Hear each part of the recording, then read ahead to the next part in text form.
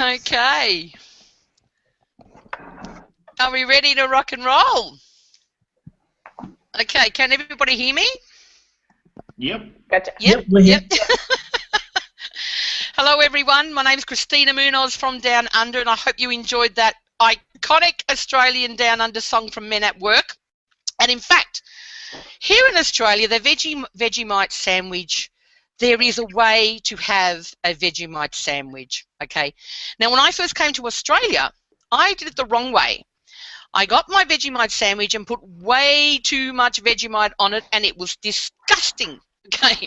What you need to do, okay, are you there, Tam? Can you get us back on? What you need to do is spread it thinly. Can you see that? This is how a Vegemite sandwich is made. Obviously, you need the Vegemite. Okay, there's a Vegemite. Then you need to spread it thinly, okay, because the key is in the thinness, and then you can eat away. That's how you eat a Vegemite sandwich. Anyway, that little Vegemite, how to make a Vegemite sandwich lesson is all over. The reason why we are here, okay, is recently we were in Denver, and I got to meet the fabulous guys here, most of the guys here on this panel there, who are from all over Australasia. And we were chatting, and it came very clear that the number one thing we always get asked from anyone here in Australia or from New Zealand or really from anywhere outside the USA is, does it work? Does the Empower Network work here for Australians? Does it work for people from New Zealand? Does it work for people in Singapore and so on? And, you know, we get it. Okay, because when you first get online, the reality is if you're an Australian or from New Zealand or anywhere outside the USA and you first get online, the first thing you're hit with is that everything is American, okay? All the companies are American, all the videos are in American, and often the testimonials are American as well. So it's perfectly normal, okay, if you're an Australian or from New Zealand to think, well, is it working for Australians? Is it working for people in New Zealand? And I'm here to tell you, you betcha it does. And let me share with you a little bit of a story. I love a story, okay? And it's about a 15-year-old girl, an Australian girl. And she was living with her parents, and in her bedroom, she was writing songs. And she wrote a song called All for Believing. And at that time, it was quite a number of years ago, a radio station here in Australia ran a competition called Unearthed. However, this young 15-year-old girl didn't think that her song was good enough. Okay, she didn't want to enter it in because she just thought there's no way that she could compete. She's only 15 years old. You know, she had dreams of becoming a singer-songwriter and being able to, you know, be on the international stage, but she thought she was too young, and she thought, you know, she's just not good enough. Well, what happened was her sister didn't believe that. It's kind of ironic. You know, she wrote the song All for Believing, but she didn't quite believe that she would be good enough. However, sister believed in her, and her sister secretly entered the song into the competition. And what happened was, All for Believing, that song, ended up winning the competition. And the artist, if you don't know it yet, is a young artist called Missy Higgins, who's in her 20s now. And Missy actually went on to win, various ARIA awards for all her albums. Highly successful here in Australia, and she's also achieved critical acclaim outside in the USA and all over the world. And I think what's really telling about that little story is that you've got to believe that it will work for you. No matter where you live in the world, okay, you've got to believe that it will work for you. Because when you believe that it will work for you, you will actually take the action required to make it work for you. And if you're feeling like your belief is not quite there, sometimes all you need is for someone to believe in you, which is pretty much what the Empower Network is all about. It's empowering pretty much everyone to have that belief in themselves. And even if you don't have it yet, okay, we are going to believe in you until you are able to believe in yourself too. So I'm really excited because the panel that we have here, the people that you're going to be hearing from, they're going to share with you their stories, okay, how they found the Empower Network, why they chose the Empower Network, a bit about their backgrounds.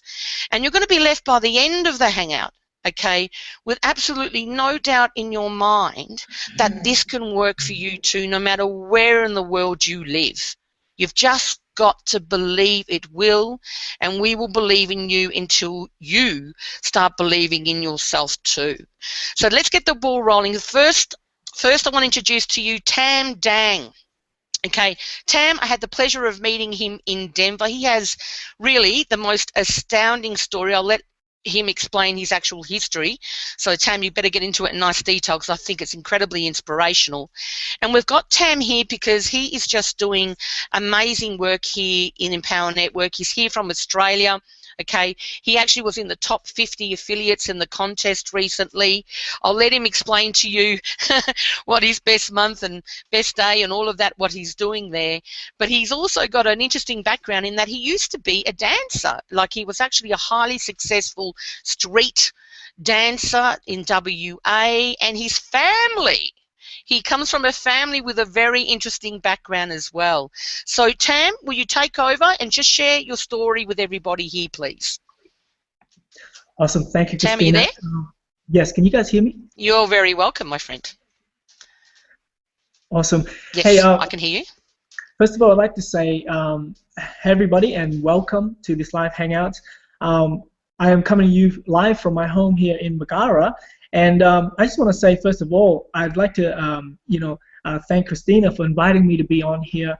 I'm truly honored to actually be on this panel with these panelists. As you see here, I am actually the little guy here, literally in terms of income and my size. You know, a lot of people would look at me and they'll be like, does your 5 sisters and brother steal food off your plate? Because how come you're not growing, right? But that's, besides the point.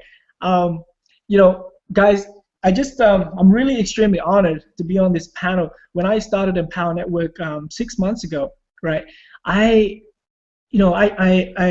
had a vision where I was going to go, and I knew that Empower Network was the business for me. When I saw it immediately, right, I went all in. Immediately as I saw Empower Network, my first day, I went all in. I bought all the products. I decided then that this business was it for me, and I was going to not chase any other opportunity out there, and that I was going to focus 100% on this business, and I was going to make 100K per month with this business, right? And with that decision, right, with that intention, it's helped got me here on this panel with these fantastic people, and I'm just truly, truly honored right now. And so just quickly, I'll go into my story. As Christina has mentioned, I've got I don't know where to really start, right? But I'll just go back, and hopefully, what I'm going to share, for those of you guys that are listening, hopefully I can help a lot of you guys overcome a lot of the obstacles that you're going to be facing on this journey, in whatever business that you're building, either it's network marketing or online business. And so here we go. So, my background is I am actually a refugee in this country. I came here when I was about 7 years old with my family, and I have quite a big family. I have 5 sisters and 1 older brother. And when we got here, my parents, they could not speak a word of English. So the only thing that they could do was work in the farming industry.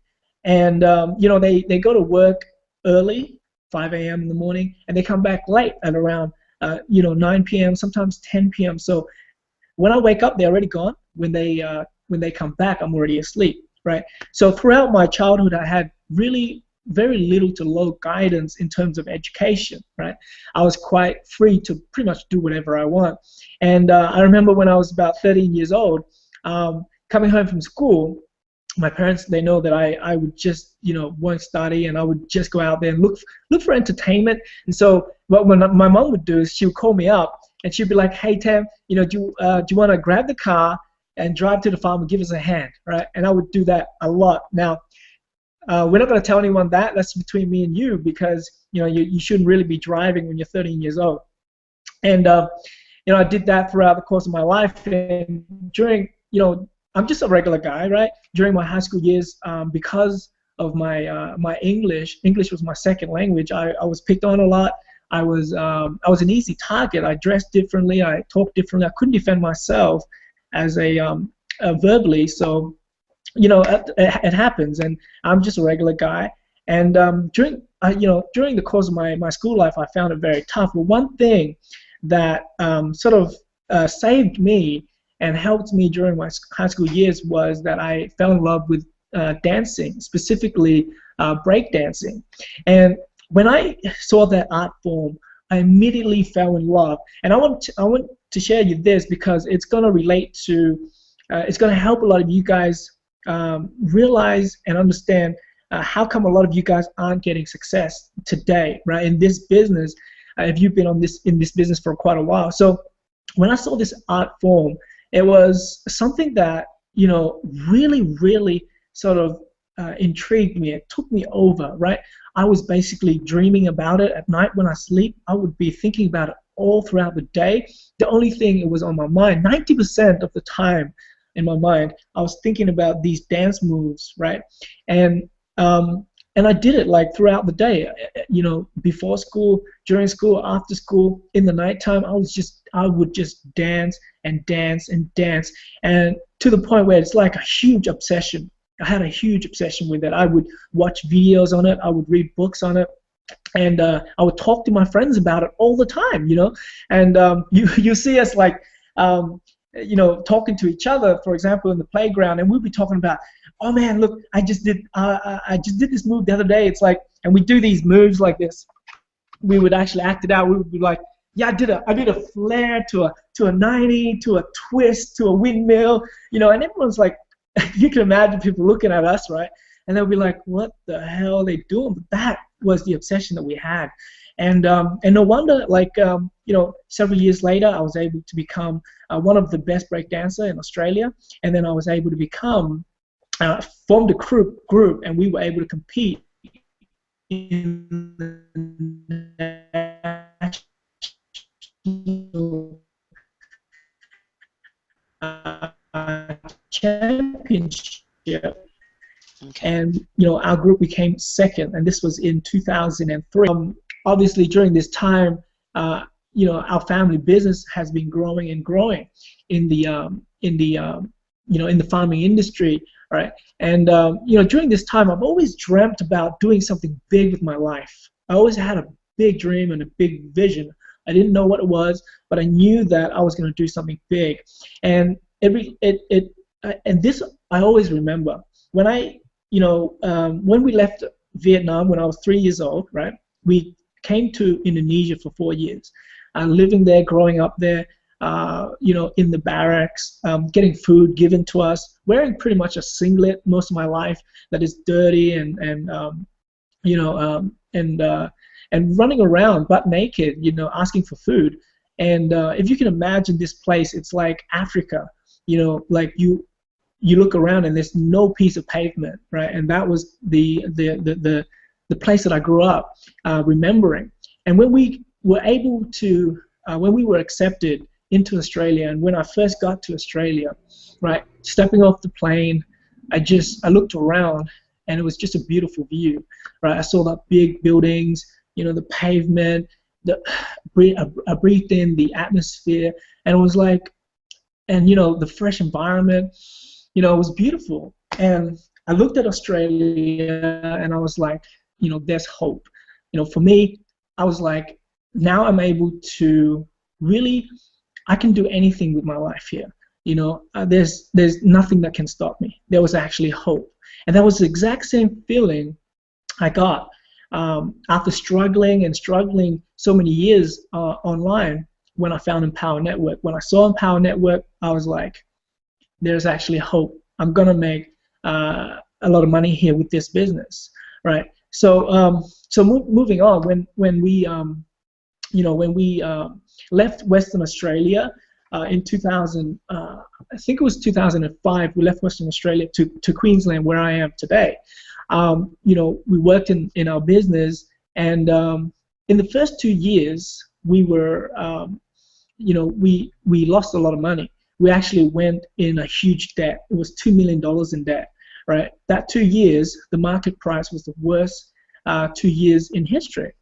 And I remember, losing all the money, and the only thing that we had was our family, So we stayed together and we kept working. And I remember, coming to Bagara, coming to this country, coming to this side of the country, we brought with us a lot of money, right? And so a lot of people were looking at us like big shots. And when we lost all the money, and people were calling us up, asking for money, the banks were calling us up, the fertilizer guys were calling us up. All these people around town were calling us up, asking for their money back. And I remember during that time, right, we had to work extremely harder than what we normally had to, right? I remember during that time we were picking fruit and veggies that we were growing, and we had to go to side road and then sell them. And I remember the people around there coming past, the farmers around there coming past, and they'll buy some things and they'll giggle a little bit, right? But I remember shame doesn't even register in my mind. We just had to do what we had to do to get back, and we knew that we were going to be successful again with this business. And so we bypassed all that shame, all that embarrassment. We had to do what we had to do, so we were just selling on side road. And I'll tell you another quick story. I remember we were so dead broke that we ran out of money to buy end posts for our tomato rows. I don't know if you guys out there have seen how they grow tomatoes, but they'll have like a row that could be about 100 meters long, 300 meters long, and they'll have stakes in between, right, to have the tomatoes growing up. And at the end of the row, they'll have like an end post here and an end post there. And I remember we were so dead broke that I remember my mom, my sister, myself, and my brother, we packed ourselves in a small little ute. It was old and rusty, and we went to the local craft shop and we hired a couple of chainsaws. And during this time, we had a property about an hour away up in the mountains. So we drove there, okay. And I remember this. I remember Mom and my little sister with the chainsaw cutting down these trees. The width was about that size. There has to be the right size for the end post. And I remember them cutting them down, and they're cutting them into the right size, which was about 2.5 to 3 meters long. And me and my brother would put those logs onto the back of the ute, and we would drive back and forth all day, picking them up and dropping them off on the farm. And during that time, as a guy in the family, seeing my mom and my sister, with the chainsaw cutting away, tears was welling up in my eyes, and knowing that I can't do anything about it. I can't do anything to help them. But I want to be there cutting those logs, but those logs were heavy, and we had to bring them back to the farm. And so they were out there, they were cutting them, and I couldn't do anything about it. I felt helpless, and and I still remember that to this day. And that's one of the biggest why that I have, why I'm here in this business. Just give you a little update, where we, from after that first 2 years of you can say failure or whatever it is, misfortune, we came back. We started working hard, and we came back doing what we had to do to come back. And for the last 3-4 years, we've been very fortunate. We've had good seasons with the strawberries we have, and we were able to make quite a sizable amount of money. Now we're one of the largest growers in Queensland, right?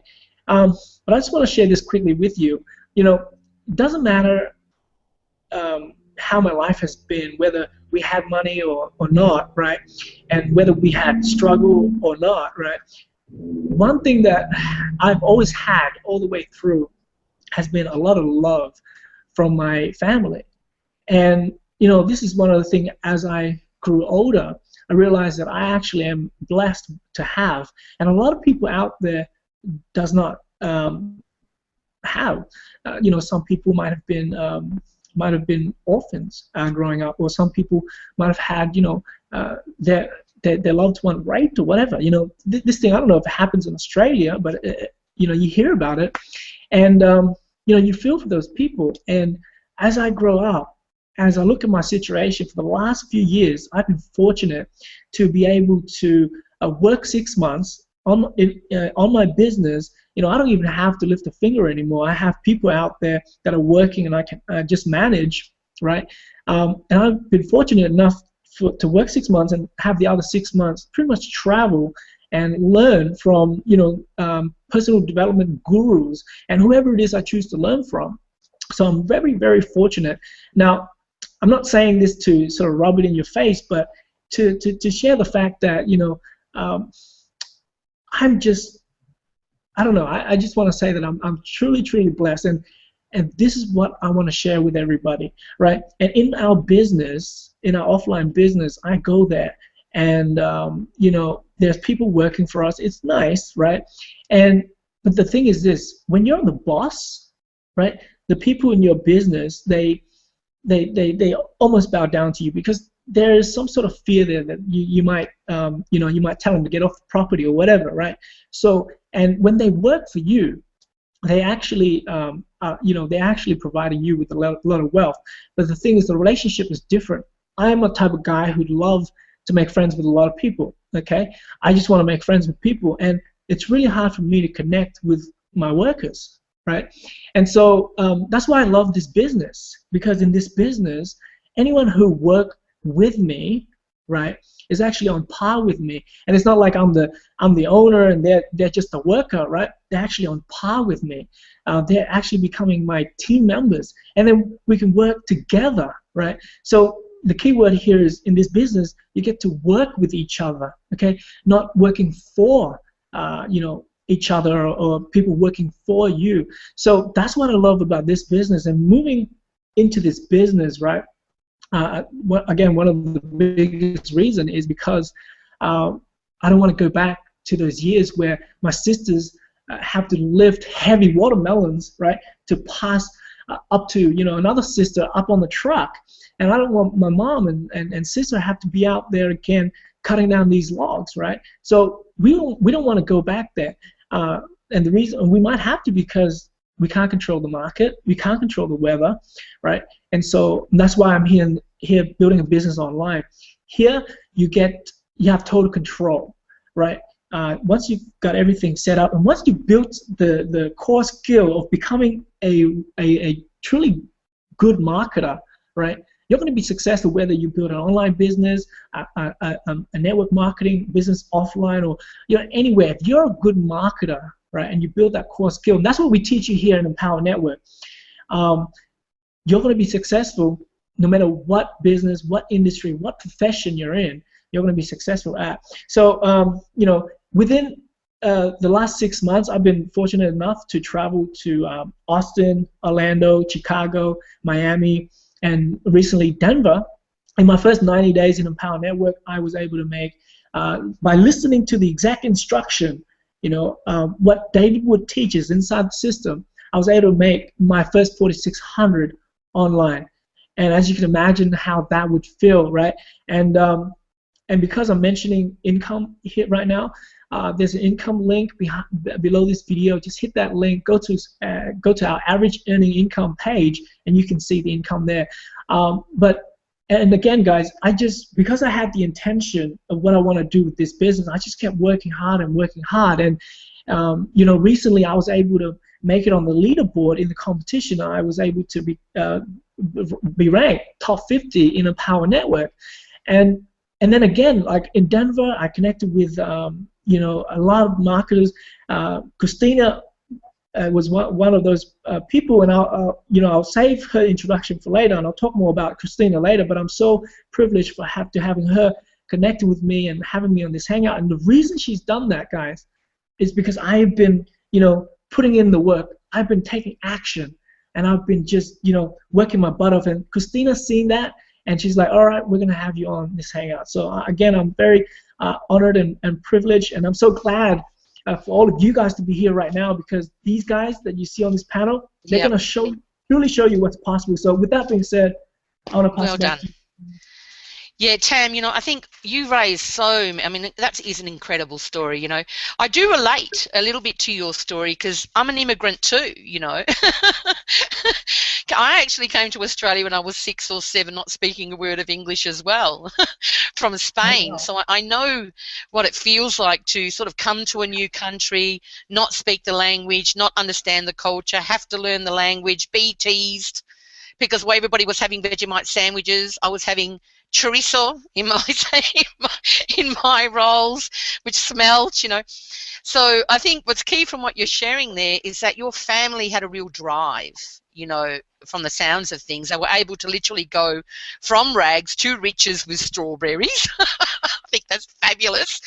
Okay, and you obviously really witnessed that. You watched your parents have that strong work ethic, okay, which you've obviously applied to your life. You've seen the ups and downs, and you understand that failure is not really failure. Okay, it's just part of what's involved when you're trying to be successful at something. And you found an obsession when you were young when it comes to your dancing.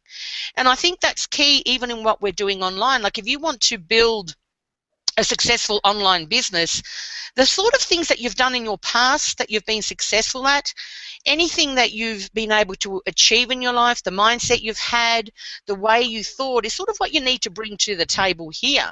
Okay, so you do sort of need to fall in love with your business, the business that you're building. You need to fall in love with the process of building your business. Okay, you need to get obsessed with it like we all are. And every single one of you here on this panel has displayed that. That's part of why you're all so successful and are just on your way up. So I really appreciate you, Tam, sharing your story there. I'm sure lots of people gain value from that. And now I'm seeing Erica's face here with a cap, and I've got to hand it out to Erica. Okay, I would say Erica has actually crossed the Tasman in New Zealand. She's actually originally from New Zealand, but she is actually now in Transylvania. I can never pronounce it. Transylvania. Okay, in Europe, Dracula land, love it. I'm an ex-goth.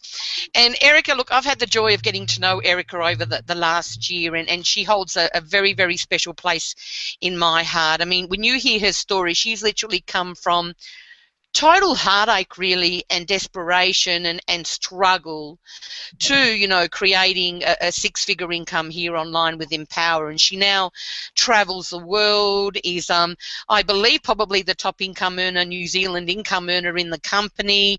And she just gives so much inspiration and value to anybody that comes in contact with her, including myself. And I don't really want to steal her thunder.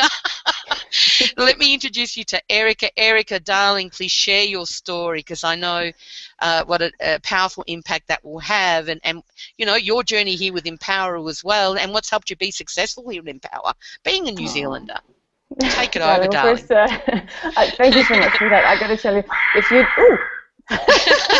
love it. The first thing I just want to say, if you told me that 12 months after hearing your name that I'd be sitting on a panel with you, I would have said at the time, you are crazy. I can't see that ever happening. So this Rubbish. To me is just, well, I was in a deep, dark place when I first heard your name. So I just want to thank you so much for, inviting me on this panel and for allowing me to share, and just, I don't know, by the grace of God that we're all here together to be able to share our stories is just phenomenal. And I don't take that lightly, and I don't, say that lightly. But I just want to, go back a little bit and kind of give you guys a background on who Alex and I are and how we ended up where we are. We were out auctioneers on cruise ships, and I'd been on cruise ships for 11 years. My husband had been on ships for about 7 years. And, we met on ships, which is a wonderful thing about ships. You have this incredible life, you meet fabulous people, and you have an incredible adventure. The problem for us, though, is that we were in a commission-only job. So when you're in a commission-only job and there's a huge, massive financial crisis, things tend to go down pretty, they go downhill really, really fast.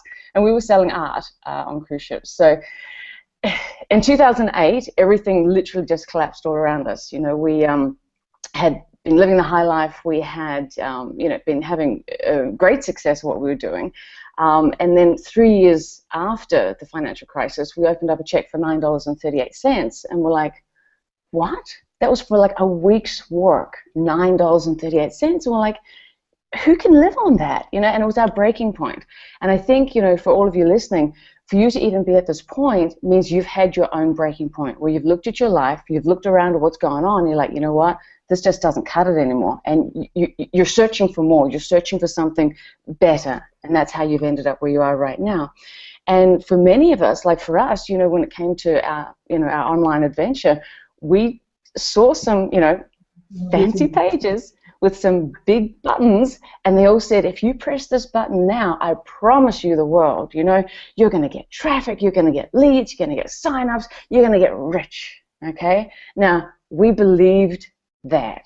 So we quit ships, cold turkey, like we literally walked off the ship. You're supposed to have a 6-month contract. I think we walked off after about 5 weeks, and we went back to New Zealand, and we believed that we were going to be successful really fast. Can you relate? And after 2 months, it didn't happen. And we couldn't understand why. They promised us we'd be rich quick, and I believed them. And I think, you know, if you guys listening in Australia and New Zealand, I actually think being down under is a good thing because you actually miss a lot of the hype. Okay? If we had known then what we know now, maybe we wouldn't have kept gutting it out because we didn't know any better. And this is another part of our story which I think is a blessing for us in a way. We didn't have any experience in MLM or network marketing. When it comes to internet marketing, we didn't even have a Facebook account when we started. We knew nothing. All we knew was we couldn't go back to the job we were doing, and we had to make this work. Well, what I haven't mentioned so far is that we were actually trying to make 100 things work at the same time. And if you can imagine what it's like when you've split your focus into 100 different directions, you're going to have scattered results in 100 different directions. And so Alex and I, we were trying to build our own blog. We were trying to make some affiliate marketing things work. We were just following 100 different paths. And it got to the point, and this is where Christina comes into my story, it got to the point in May of 2012 where we just hit a wall, and Alex hit a wall, and our marriage was really at a bad place. It was a bad place. And I remember I was on a Monday night call. It was one of those, when we were having those webinars back in the day, you know, and you could see everything streaming. And I remember Christina's name. I was reading in the comments. She's going, yeah, I'm just focusing on one a day, I'm getting one a day. And I'm like, what does she mean she's getting one a day? I'm like, how does that happen? And then I saw she was from Australia, and I'm like, this chick from Australia is getting one a day. And I'm like, damn. And I reached out, you know, because I was at that point where I'm like, okay, I've given this everything from October of 2011 through to May of 2012. I'd given 100 things, 100%, right? And nothing was happening. And I reached out to Christina, and she was the first person I ever shared the fact that my marriage was in trouble, because I was so ashamed of that. Like, how do you admit something like that? That's just, you know, you don't admit failure, you know. And she, in a very, very private note, I mentioned it to her, and you know, God bless Christina, because she reached back to me, and she had so many comforting, you know, words of advice. And the one thing that she said that stuck out above everything else was, she said, Erica, the only difference between me and you is time.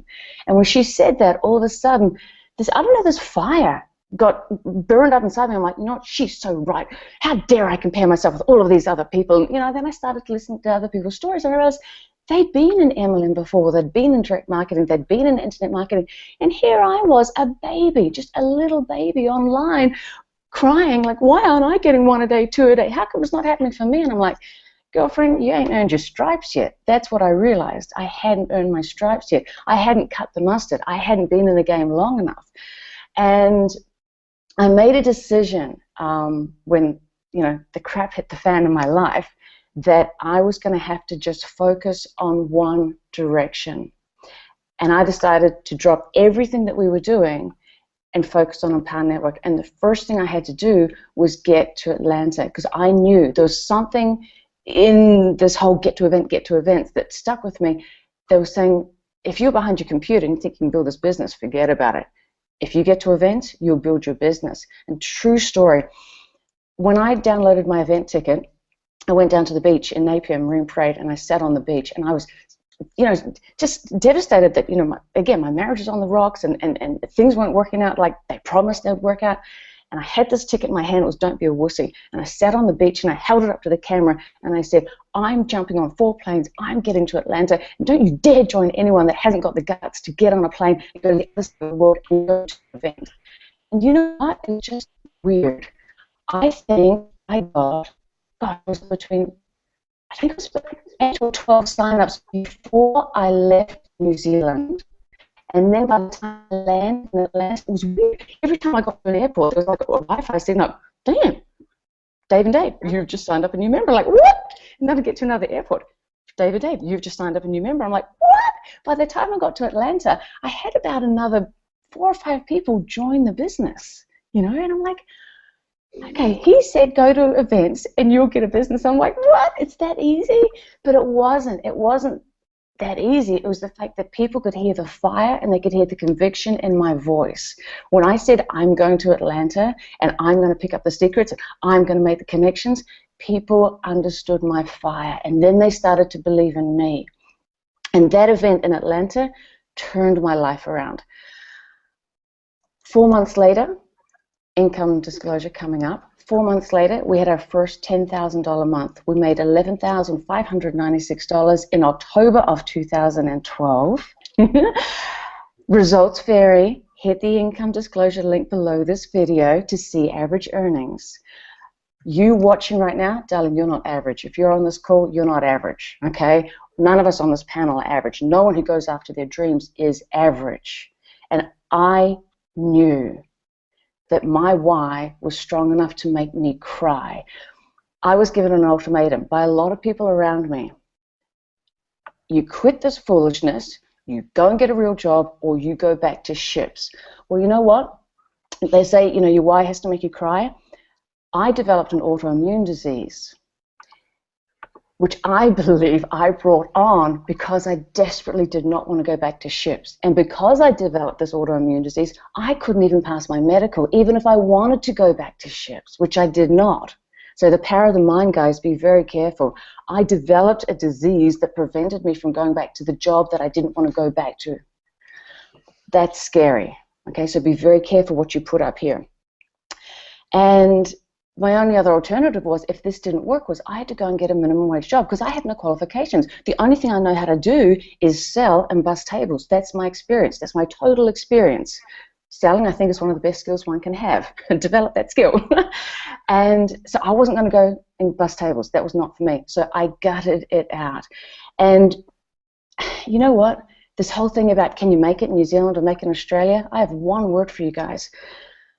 You have no idea how far ahead of the curve you are because you're in New Zealand and because you're in Australia. You have uncharted territory, okay? You know how when you're living in Australia and New Zealand, you always feel like you're 10 years behind America, That works in your favor now because you are kind of like 10 years behind what everything is happening in the States. This is your time. This is virgin territory. And Power Network is wide open, wide open. And trust me, coming from New Zealand, coming from Napier, no one's online. If you're overseas, right, and you Google something, you're going to find it real quick. Try and Google cigars, Napier, New Zealand. Really? You might find cigars in Auckland if you are lucky. Trust me, darlings, no one's online down under. And if they are, it is like 0.1% of the population who are online. So trust me, being in New Zealand, Australia, it is a good thing. You have got this so easy because of your proximity. I remember I did feel that the distance was a challenge. I felt like I was on the other side of the world, and they're like, that's some stinking thinking right there. You know why? This is the internet, baby. I am one click away from anyone on the planet. This is an internet business. Proximity, geography, means nothing. Means nothing. So, darlings, I just want to leave you with this. I was in the back office the other day, and I was adding up the sums, and I looked at Alex, and I'm like, sweetheart, we've just made $75,912 since the 1st of June, 2012. Oh my God! Who does that in their first year online? Results vary. Hit the income link below this video, okay? Average results for, average people, darlings. Again, watching, you're not average. No one on this panel is average, okay? So don't even worry about that average thing. And I'm like, how the hell could two totally freaking clueless newbies who didn't have a Facebook account, didn't know what Twitter was. You know what I thought Twitter was? I knew it was something that Demi and Ashton did with each other, but I didn't know what it was. I knew they were tweeting, but what the hell is a tweet, okay? This is how dumb I was. You know how dumb I am with Facebook? I only found out the other day, after being over a year online, that I need to turn notifications on if I want to see what my friends are doing on Facebook. I could never understand why people knew when I posted a picture. And I'm like, how did they know I just did that? And so I started investigating. After being on here for over a line, I worked out I had to turn notifications on, okay? So, darlings, if you're sitting out there anywhere on the planet right now thinking, I can't do this, I'm not technical, trust me. I am the technical dunce of the century, and we made this work. You don't need to be technical. You just need to have a why that makes you cry. And every time you get frustrated with something, scream at your keyboard if you want. Trust me, I've wanted to throw my computer out the bloody window more than once. But I took a big breath. I walked away from my computer, and I went out to a window. I went out to the beach. I'm like, why am I doing this again? Okay, I don't want to go back to ships. Why am I doing this again? I want to be free. Why am I doing this again? I want to be free. Why am I doing this again? Because I want to be free, and I don't want anyone telling me how to live my goddamn life. And that's why I kept going back to my keyboard every freaking day, and I worked shit out. My darlings, my sermon is over. Thank you. God bless. I hope that gives you some value. And I'm so with you. I mean, it is. I think a lot of Australians, because it's true, when I think of Australia and whole Australasia online, it's like the goldfields. You know, what it would have been like in the goldfields. Like, it's literally not, we haven't even scratched the surface of what we can create here. Okay, and when you say that, territory. Oh my, you know, and when you say that Australia can be like 10 years backwards, I remember meeting an LA rock legend poet called Jeanette Napolitano. She used to be in Concrete Blonde, and I remember when I met her, I'll never forget it, I was like 22 and met her after a gig in the Corner Hotel here in Richmond in Melbourne, and she actually said to me, Melbourne reminds her of LA in the 50s. This was back like in the 90s, you know, and it's like so true. And I think sometimes Australians can come on and think, oh, there's like this whole thing, and forget that it's actually can really work in your favour if you are an Australian. And really, I think with the Empower Network, it's even more exciting because you get given a platform. Okay, your blogging platform. Instantly, you've got a way to be able to share your message, whatever your dream, whatever your message is, you can share it, and you're actually taught how to do that within our products and training. Okay, but then it gets traffic. Okay, and it's international traffic. So you can actually end up building a business that's all over the world. So as an Australian, like for me, I'm an Australian, yes, but I'm also a global citizen. Okay, for me, it makes no difference if someone is in Australia that I'm working with, or in America, or in France, or New Zealand. Whether someone's here or all over the other side of the world in Transylvania, okay, they have access to exactly the same support, because we're living in a world online now that has everything available. Okay, there are a few little tips, a few little things that can help you if you're Australian to make sure you're not paying $10 a call to ring a US number. There are, and I'm going to certainly share them when it gets to my turn with my story, so hang in there. But I want you to know that it certainly does not have to stop you from being successful. And if anything, okay, we have an extra advantage because the internet is like 10 years behind here in Australia, and more people are just going to get online, and you can be part of that wave, you know. So, Erica, your story is incredible. Yeah. Pardon? Especially with ENV2 coming out. Oh, my God. Oh, my God. When ENV2, it's going to be grandma. We can't even talk too much about it. It's coming. It's going to be huge. I mean, you can just join now, okay? Just join whoever sent you here, because when NV2 gets released, it literally is going to be Nan-friendly, people, and that means granny-friendly, okay? Just ridiculous. All right. Well, Erica, thank you so much. It's so wonderful to have you here. I mean, it is like 6 o'clock or something in the morning where you are, so appreciate your time. Okay. You're just doing fabulous work. And next, oh, look, let me introduce you to the next guest speaker. This is Scott Smith from Australia. In fact, he's all the way in WA, Perth, which is actually a beautiful part of Australia. I've been there myself. He is a surfer, okay, originally a plumber. Okay, joined Empower was actually the first thing he's ever done. I had the joy to actually meet him and spend quite a bit of time with Scotty in Denver. And mate, it was just a delight to actually meet you. And Scotty has really an amazing story. I don't even want to steal his thunder, but what I can tell you is he's been involved online literally just over a year, okay? And as someone as a 12-year-old veteran, I'm celebrating my 12 years online this month, okay?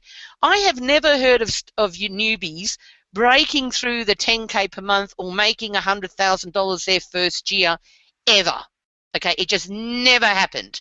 It usually would be a 3 to 5 year plan. Well, here in Empower, I've seen it happen not just once, many a time. And we actually have Scott Smith here, who actually broke over 100K with his business his very first year, even though he's never ever done anything online before. So if that doesn't go to show you what's possible for newbies, I understand. Scotty is not average. He is not an average man. He's willing to do unaverage activity to get his unaverage results, like everybody here on this panel, and like you if you're listening, okay, and you're watching right now. So please be sure to see our average earnings. And Scotty, share your story. Share what sort of got you involved in Empower, why you're with Empower. Go on, share your wisdom, my friend. I know everybody will benefit from it too. Well, for starters, I'm shitting myself being on here. I'm nervous. Yeah, I'm kind of, look at the shaking hands. I'm usually behind a big welding helmet, so you can't see me, so, you know, I haven't got a video face. Yeah, look, I mean, yeah, as they were saying, I was a plumber for 20 years. I left school at 14 years old. I mean, from a young age, I guess I'm really blessed to have the parents that did, because my dad never gave anything to us. Even though Dad did well, he had quite a lot of hardware stores in Melbourne. Going back, the old Mitre 10, people in Australia, is a hardware chain. Dad invested in that and revamped it into the colours it is today from the old colours, and only got out when he got the tip that this big company was coming from the UK. We've got a big hardware chain now, so he got out and retired, and he'd always, you know, like any kid, you want money for shops and, you know, go down the shops. But Dad said, what are you going to do for me?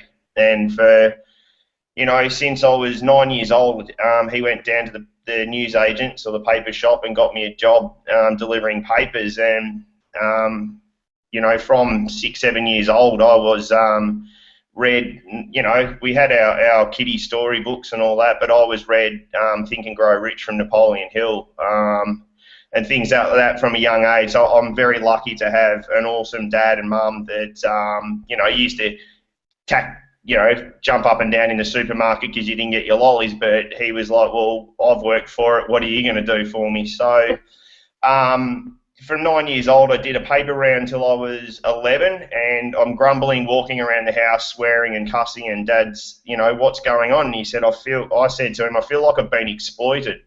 I'm not getting paid enough, because I was only getting $12 a week, and I was up at 6 o'clock every morning, and I'd do an hour and a half delivering papers, and was really ticked off that I wasn't getting paid much. Now, Dad said, well, what are you going to do about it? So got the local paper just for the area and started flicking through, and there was a company, Handful Distributors, and I rang them up and they said, you're not allowed, you're too young, and they delivered your catalogues, like your big W Targets and things like that. And so Dad went down and said, look, you know, give him a shot, and I'll vouch for him and all that. So yeah, they gave me one batch, which I think my first one was, and for a young boy, it was quite exciting. It was a Bras and Things catalogue. So if everyone knows, it's just like a lingerie company in Australia. So yeah, I started delivering them, and you got 1,000 houses in a block, which I worked out that would take me 3 hours for the week. So I'd cut down my productive time to 1/3 of what I'd done. So I was only working 3 hours a week rather than an hour and a half every day. So I was happy about that. But then when my first check came, they were giving $25 1,000 for 1,000 houses that you delivered to. So I was quite excited that my productivity had dropped, but I was earning just as much. So I was like, okay, this is good. I can do this. Then little did I know that they then dumped. You know how sometimes you get, wherever you are in the world, you get a big bundle of them at one time. So you end up with 4 or 5 catalogues. Well, you do that 5 times $25 for an 11-year-old kid. I was all of a sudden, rolling in money at that age. You know, back when I was a kid, you could get a bunch of lollies for $1. But it just started to spark in me, and I wasn't allowed to spend it all. Dad got me a little kid's bank account, and away I went. So that's how I started off, and always looking for opportunities to make money. But when it came to school and things like that, reading, communicating and things, all that sort of stuff, that's why I'm shitting myself sitting here looking at everyone looking at me. But I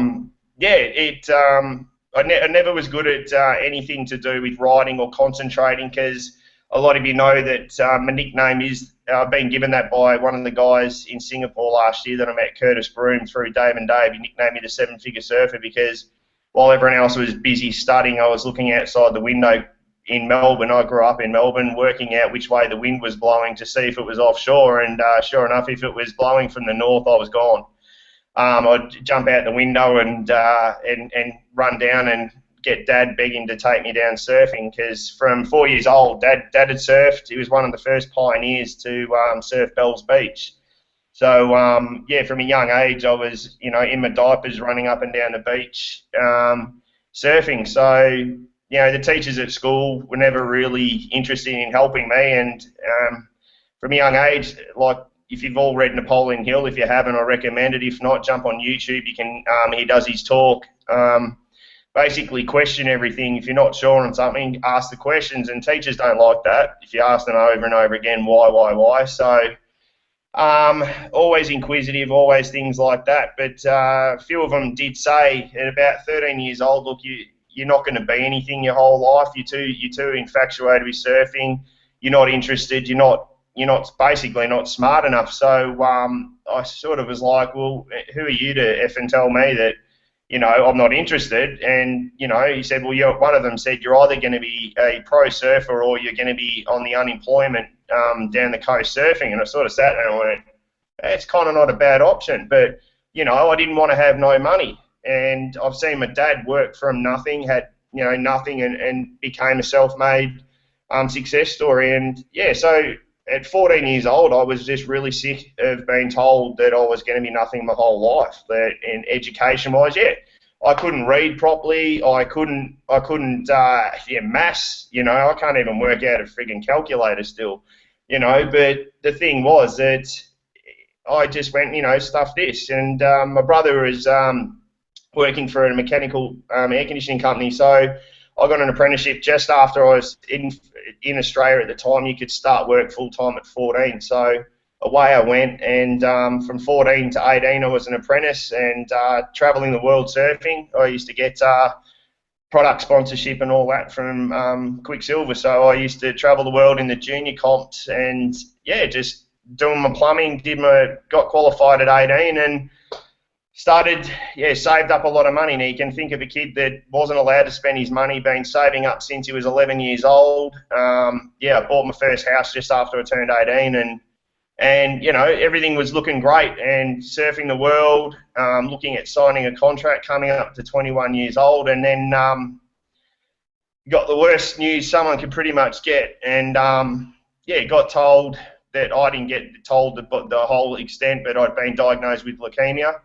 Acute lymphatic leukemia, and all of a sudden, Eddie's like someone, if anyone's ever been punched in the head, well, it kind of feels like that. You just go numb and you don't know how to react. And, I sat there and believed, I just remember the day I was sitting on the couch and Dad answered the phone and they were, he's like, well, what can we do? And he's like, right, well, I'm coming to see you, and all of a sudden you sort of just go, you know what's going to be told and you've got it. And Dad went and saw them and he just said for me to stay at home, and my brother took me down for a surf. We were all at home when we got told, and he took me for a surf, and little to me, Dad had gone into the hospital and with Mum, and they said, look, we don't know how he's been going so well for so long, not feeling sick, but I was really fit and kept myself healthy, and they told Dad that there's nothing we can really do, that he's got like 3 months if he's lucky. We don't want to put him through anything, just take him home and let him just enjoy the time he's got left. And Dad being Dad, surfer boy and that, and he said, look, and he never meant it seriously, but he said, if anyone tells my son that he's got three months or he's gonna die, he said, I'll personally come in here and I'll blow the hospital up and I'll shoot everyone if you try to run away. And they said, well, look, you're going to put him through 3 months of hell. Why would you do that? And he said, you don't understand, my son. You don't understand what our family's about. There is no failure in life. It's only setbacks. And so a couple of days later, in we went, and they just got started with the treatment. And there was a few times that they'd got my parents and my family in. They flew from all over the world to say goodbye because I was strapped up to respirators and things just to keep me going. And Dad said one night I was in a coma, and he held my hand and started screaming at me, going, you asshole, you can't leave, you're disrespecting your father and everything you've worked for. And they all went out to sit in the room and just wait to be told that I was gone. And the nurse came running into Dad and said, you won't believe this, come in. And I was sitting up in bed, and they had a little model car, and I was trying to put it together. I've still got it, but it's like the worst put together car you've ever seen in your life because I was out of it. But it just went to show that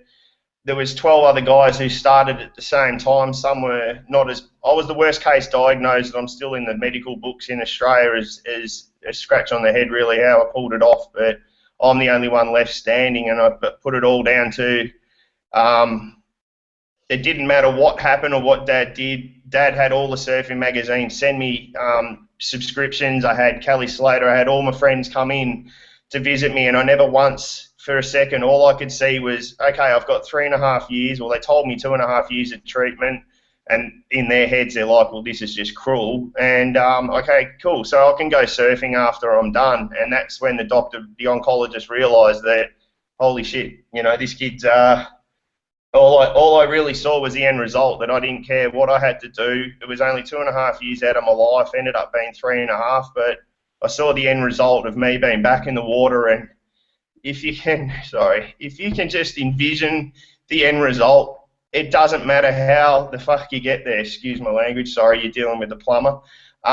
It doesn't matter how you get there. I mean, all I saw was I was surfing that water over my face. Now, if you can close your eyes, and I've done this, and this is why I'm at the cusp of just going huge, is the fact that if you can close your eyes and see yourself on stage, if you can close your eyes and see the end result, don't worry about the nitty-gritty, don't worry about the crappy SEO, don't worry about it, just see the end result and everything will fall into place. And I'm alive because my dad and my mum never doubted the belief that I had in determination that you can have, and everyone's got in them.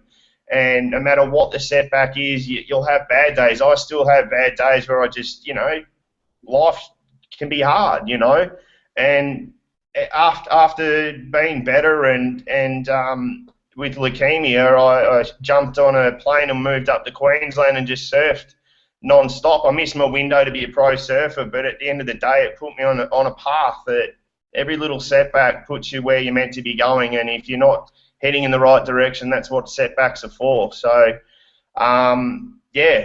went back into plumbing, just working my ass off like everyone does, 60-hour weeks. I moved to WA from Queensland to run a huge hospital over here, and injured my shoulder, and all of a sudden, the one thing that you rely on, everyone can relate, you've got a qualification. You got to ask yourself what happens if that fell through, and they were like, well, if this shoulder operation doesn't go right, you may never be able to work with your arm above your head again. So off I went, started searching on the internet, just playing around. I can't even remember what I typed in, and up popped this guy in America, and it was the original Empower Network video, the $25 one that everyone sort of just loved and we all missed dearly. And yeah, got started, and I'll just show you, just to show you my computer skills. This is the computer I tell everyone about. It doesn't even, you can see the splits. It's broken. I don't know, can everyone see that? But it doesn't even stay, see, it doesn't even stay open.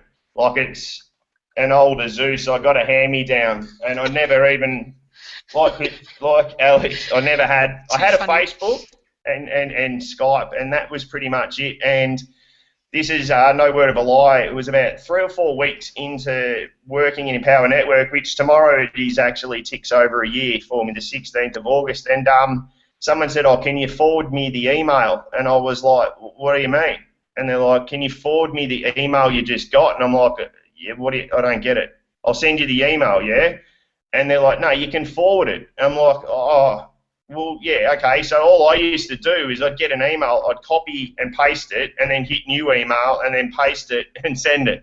I didn't know you could actually forward an email. So that was the kind of computer skills I had. And look, yeah, no, I'm good with a welding rod, but the thing is that I could see a way of this working. And look, my start, a lot of people don't know about it, is that you know, Dave and Dave kept me going, but I had my first experience with someone was a guy inside who's no longer with the company, thanks to Dave and Dave, actually ripped about 30 people off in his team, got money out of us. I ended up losing $5.5 grand, and my first experience is we all got ripped off and scammed out of it. But I had a call from Dave Wood, and we were trying to work out what was going on, and he ended up letting us all into the products for free. And this guy had set it up just to basically fleece people out of their money. So if you ever wanted to know the character of Dave and Dave, I met them in Singapore, and for them to do what they did and the way they treated me in Singapore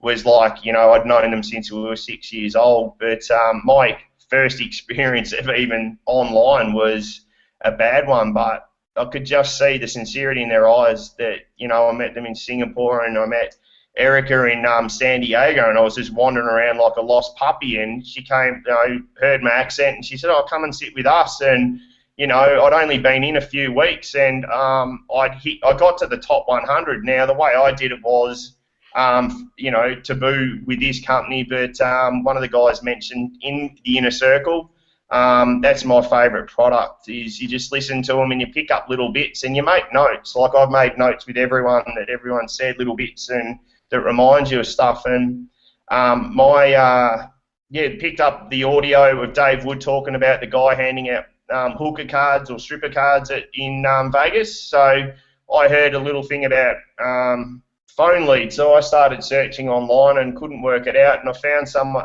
in Australia, and I think it was my first month. Yeah, well, I ended up in the top 100 for San Diego in my first 4 weeks, and that was when the contest was. The points went to the person above you as well. So yeah, the guy finally got removed, and yeah, Dave and Dave just sort of mentored me, and then I was with Erica, and I met a lot of different people. So I'm kind of an orphan. I never really had any help from the start until I got to San Diego. So this, all it is just listening to the products, listening to the audios, and don't deviate off it at all. Like Tam was saying, it's just listening to the products, listening to everything, not going, oh, you know, I can do this better, because if you try to reinvent the wheel, you know, it's not going to work. So that's all it is just listening, and I picked up little bits here and there and getting to the events. Now, if I hadn't gone to San Diego, which I wasn't going to because I was quite disgruntled with what had happened, but they said, come over.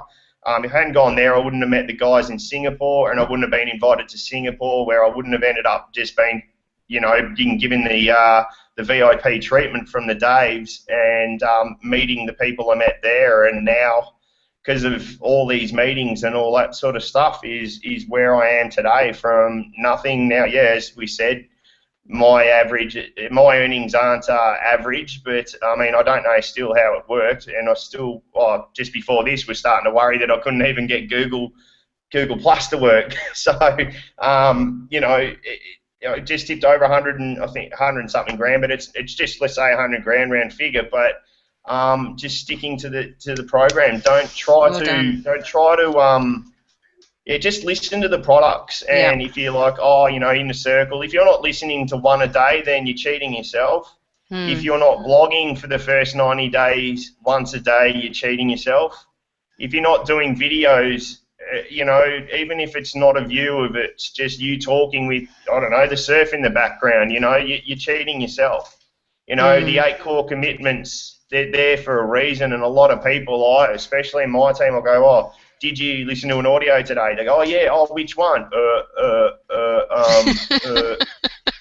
I've got every single one of the inner circles on my iPhone. I've got a playlist, and it's on as soon as I get out of bed. When I'm up early, I go for surfs, and I do work early hours because of the US. It's getting stuff set up, but I don't know if I've waffled on too much, but doesn't matter how you get there. Doesn't matter what your end result is. It is like Erica said, it's your why. I love that. Why makes you cry, and my why is the fact that few people have seen it. I've always dreamed of having a wave machine in my backyard, and I'm buying a property not far from here, and I'm going to give all my time and 3/4 of my earnings to the Make-A-Wish. I spend a lot of time helping out and things like that, but at the moment, because of the financial difficulties around the world, they're not being able to grant kids their every wish. And, I don't need a huge amount of money to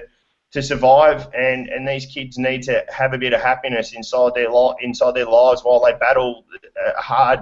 They're battling the demons. They're fighting the devil head on, and I want to be someone that I can't help physically, but I can help financially, and that's my why, is to be able to bring smiles to people's faces, and getting people emailing you saying that you made me $1,000, and I'm like, I didn't do anything, man. Like, I don't know how to use a computer still. How would I do it? You followed the system.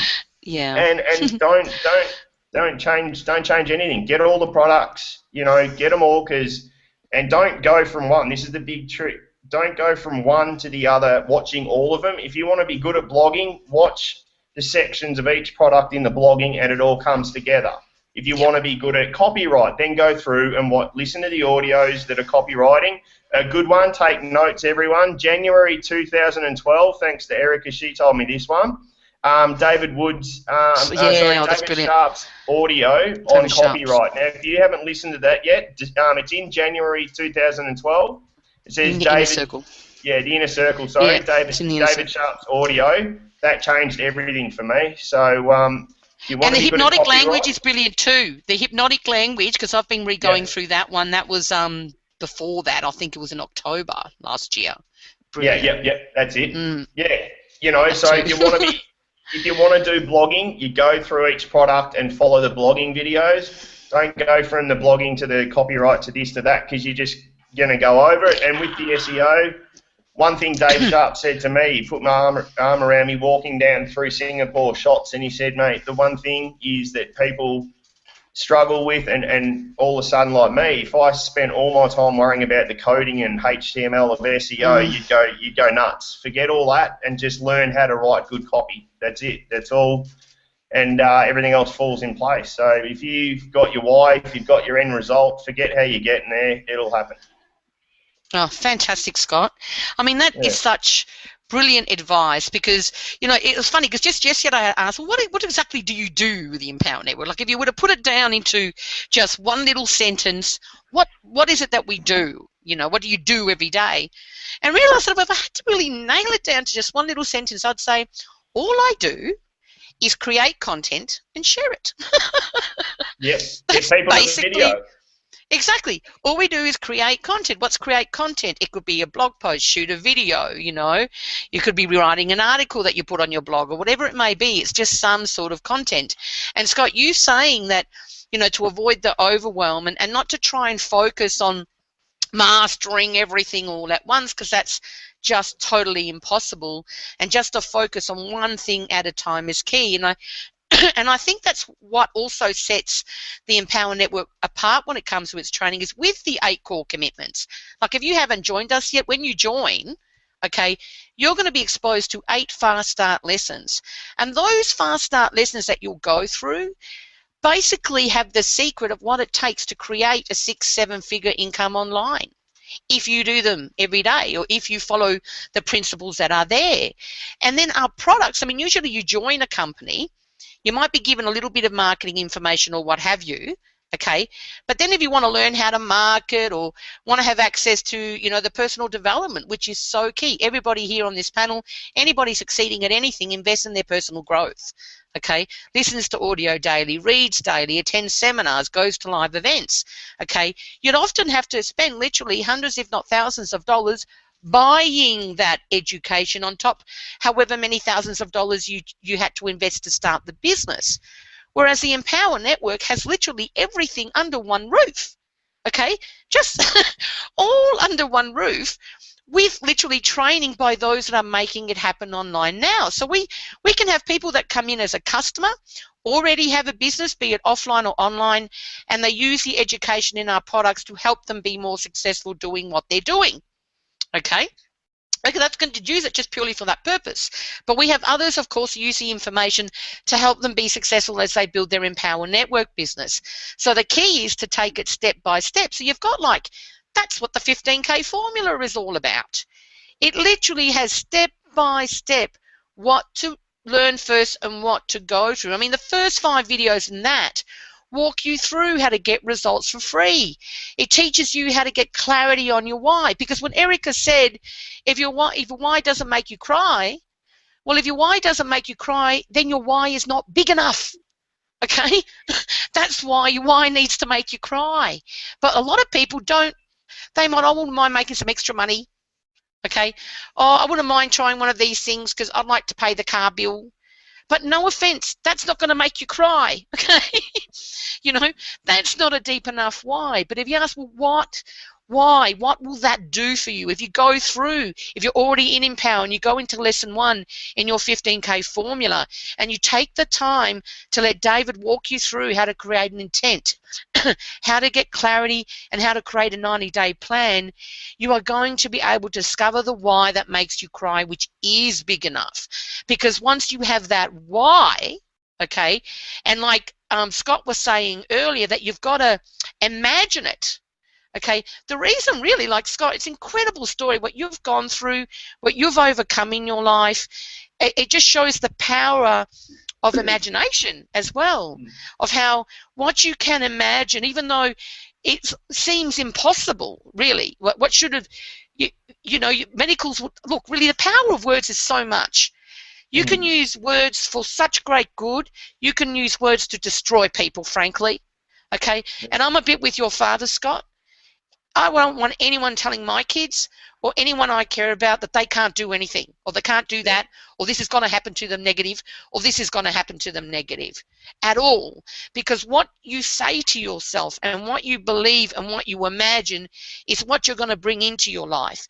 So when you have those setbacks like Scott have, and I know so many of us have, if you can imagine your why there as if it's already happening right now, as if it's already real, okay? It's only a matter of time before you bring it into your life, okay? Before you actually manifest it into your life. And when you have your why as clear as that in your brain, then as you go through the how-to, the rest of the videos that teach you how to master blogging and teach you how to do video marketing and teach you how to do whatever, learn whatever skill you want to learn one by one, you'll actually be able to create whatever level of success you want in your business. And not in 10 years and not in 20 years, okay, but really quickly in relative terms, you know, within your first year or even 6 to 9 months, like I've seen a lot of people do it here. Now, speaking of people being successful here, who we're seeing here on the screen is Rita. Okay, Rita's up there in Sydney. I've actually had the pleasure of working with Rita for quite some time. She's on this panel because she's on fire, really, you are. Okay, you recently had, an over 4,500 day. You're having a great month this month. You're setting a fabulous pace for your team. You're a wonderful mentor for your team, and you have a very unique story as well. And Rita can be a bit shy, okay, but I tell you, when you get to know this woman, you're just going to fall in love with her too, because I love you, darling. So why don't you share with the world a little bit about you, what got you into Empower, and what you're doing, sweetheart, because you're a star. Thanks, Christina. You go for it. Okay. I hope that everyone can hear me. Yeah? Yep. Okay. Well, Scott, I have to tell you, you brought me to tears with your story, and listening to everyone on the panel, what I came to realise was that we've all been through some struggle and we've gotten through it. And I think that's what creates our why. We're determined. We're not going to let anything hold us down. We're not going to let anything beat us. And it's something I've always taught my daughter. She's 21. I say, we don't give up in this family. There's no way you're going to give up. And she's currently actually doing her thesis at university, and she needs overweight people to go in and help her do her experiment. And she's running out of time, and she hasn't got enough people. So she was standing at university yesterday handing out flyers, but in order not to discriminate, she had to hand them to everybody. And she said, talk about, losing your dignity. I said, you've got to do what you've got to do. You're not going to give up. You're going to get, she needs 10 more people. Unfortunately, I'm too old, otherwise I would participate for her. But, teaching those things. And what we're doing here is showing our children, those of us that have children, that you can do anything you put your mind to. And I wanted to share my story with you. I'm a pharmacist, and many years of study, etc., and I had a good job and things were going along beautifully for us.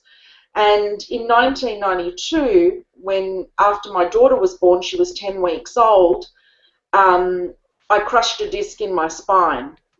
And I was actually on my way to work, and I had the baby in my hands. I was sitting at my mum's, and I said, okay, Mum, you can look after the baby now.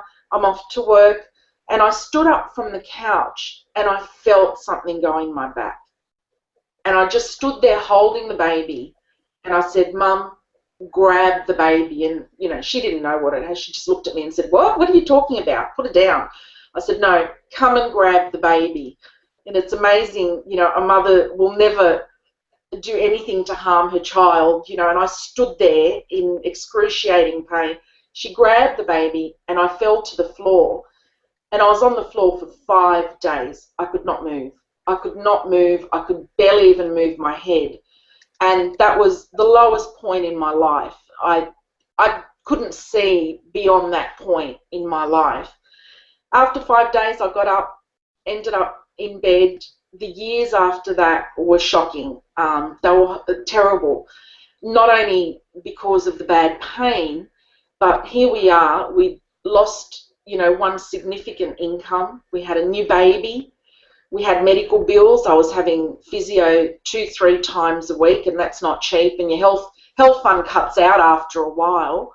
And over the years, because I wasn't mobile, I put on a lot of weight, which made my condition worse. And it wasn't fair. It was very hard on my husband too, because not only did he have to support us financially, but poor guy would come home from work and have to do the housework because I couldn't do it. He would have to lift up the baby. I couldn't do it. And when my condition deteriorated to the point that I couldn't drive down the road, I couldn't get out of the house at all. I was completely housebound. I was living with 24-hour pain, and the drugs stopped working. The drugs would just take the edge off. And when you wake up in the morning and you start crying, the first thing you do is cry from the pain. You've got to do something more. And Christina can relate to me with that.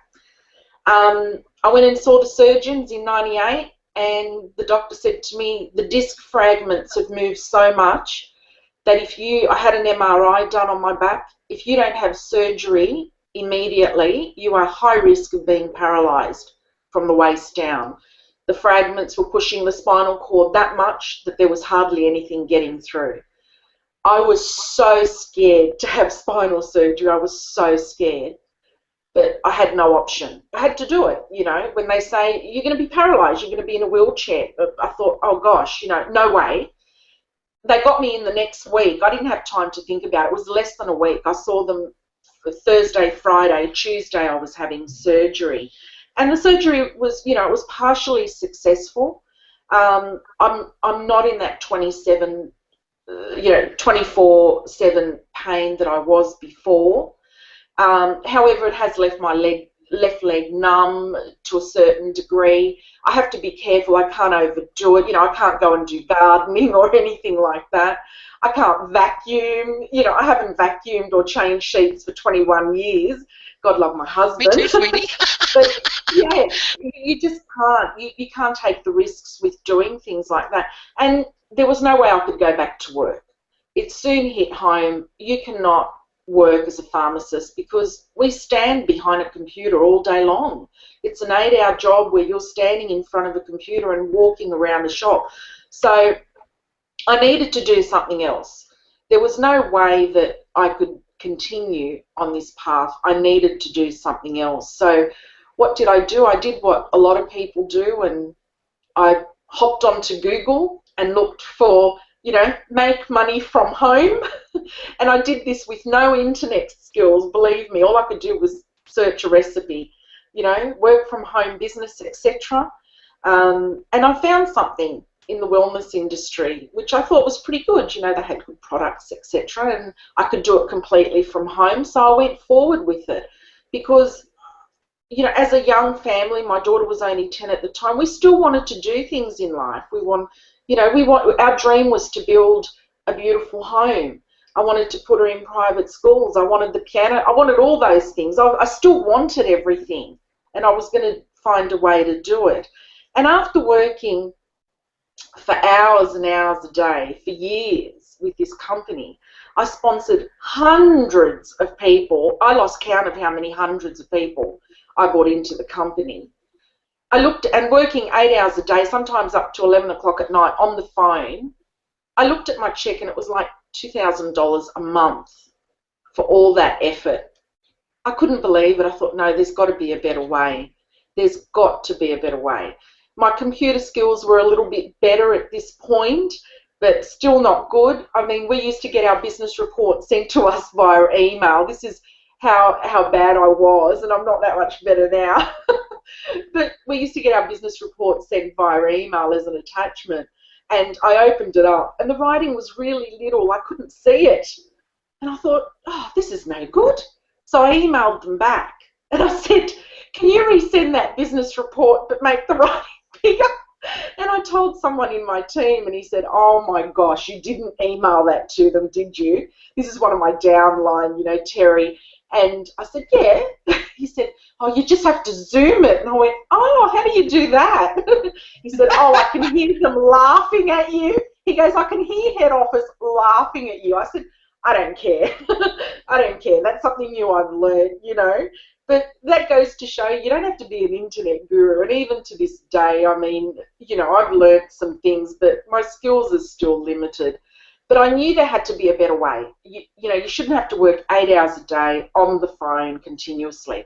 I kept searching. I kept searching. I kept trying. I was not going to give up. I was going to find something. I was going to find a home on the internet where what I did was going to produce the results that I wanted.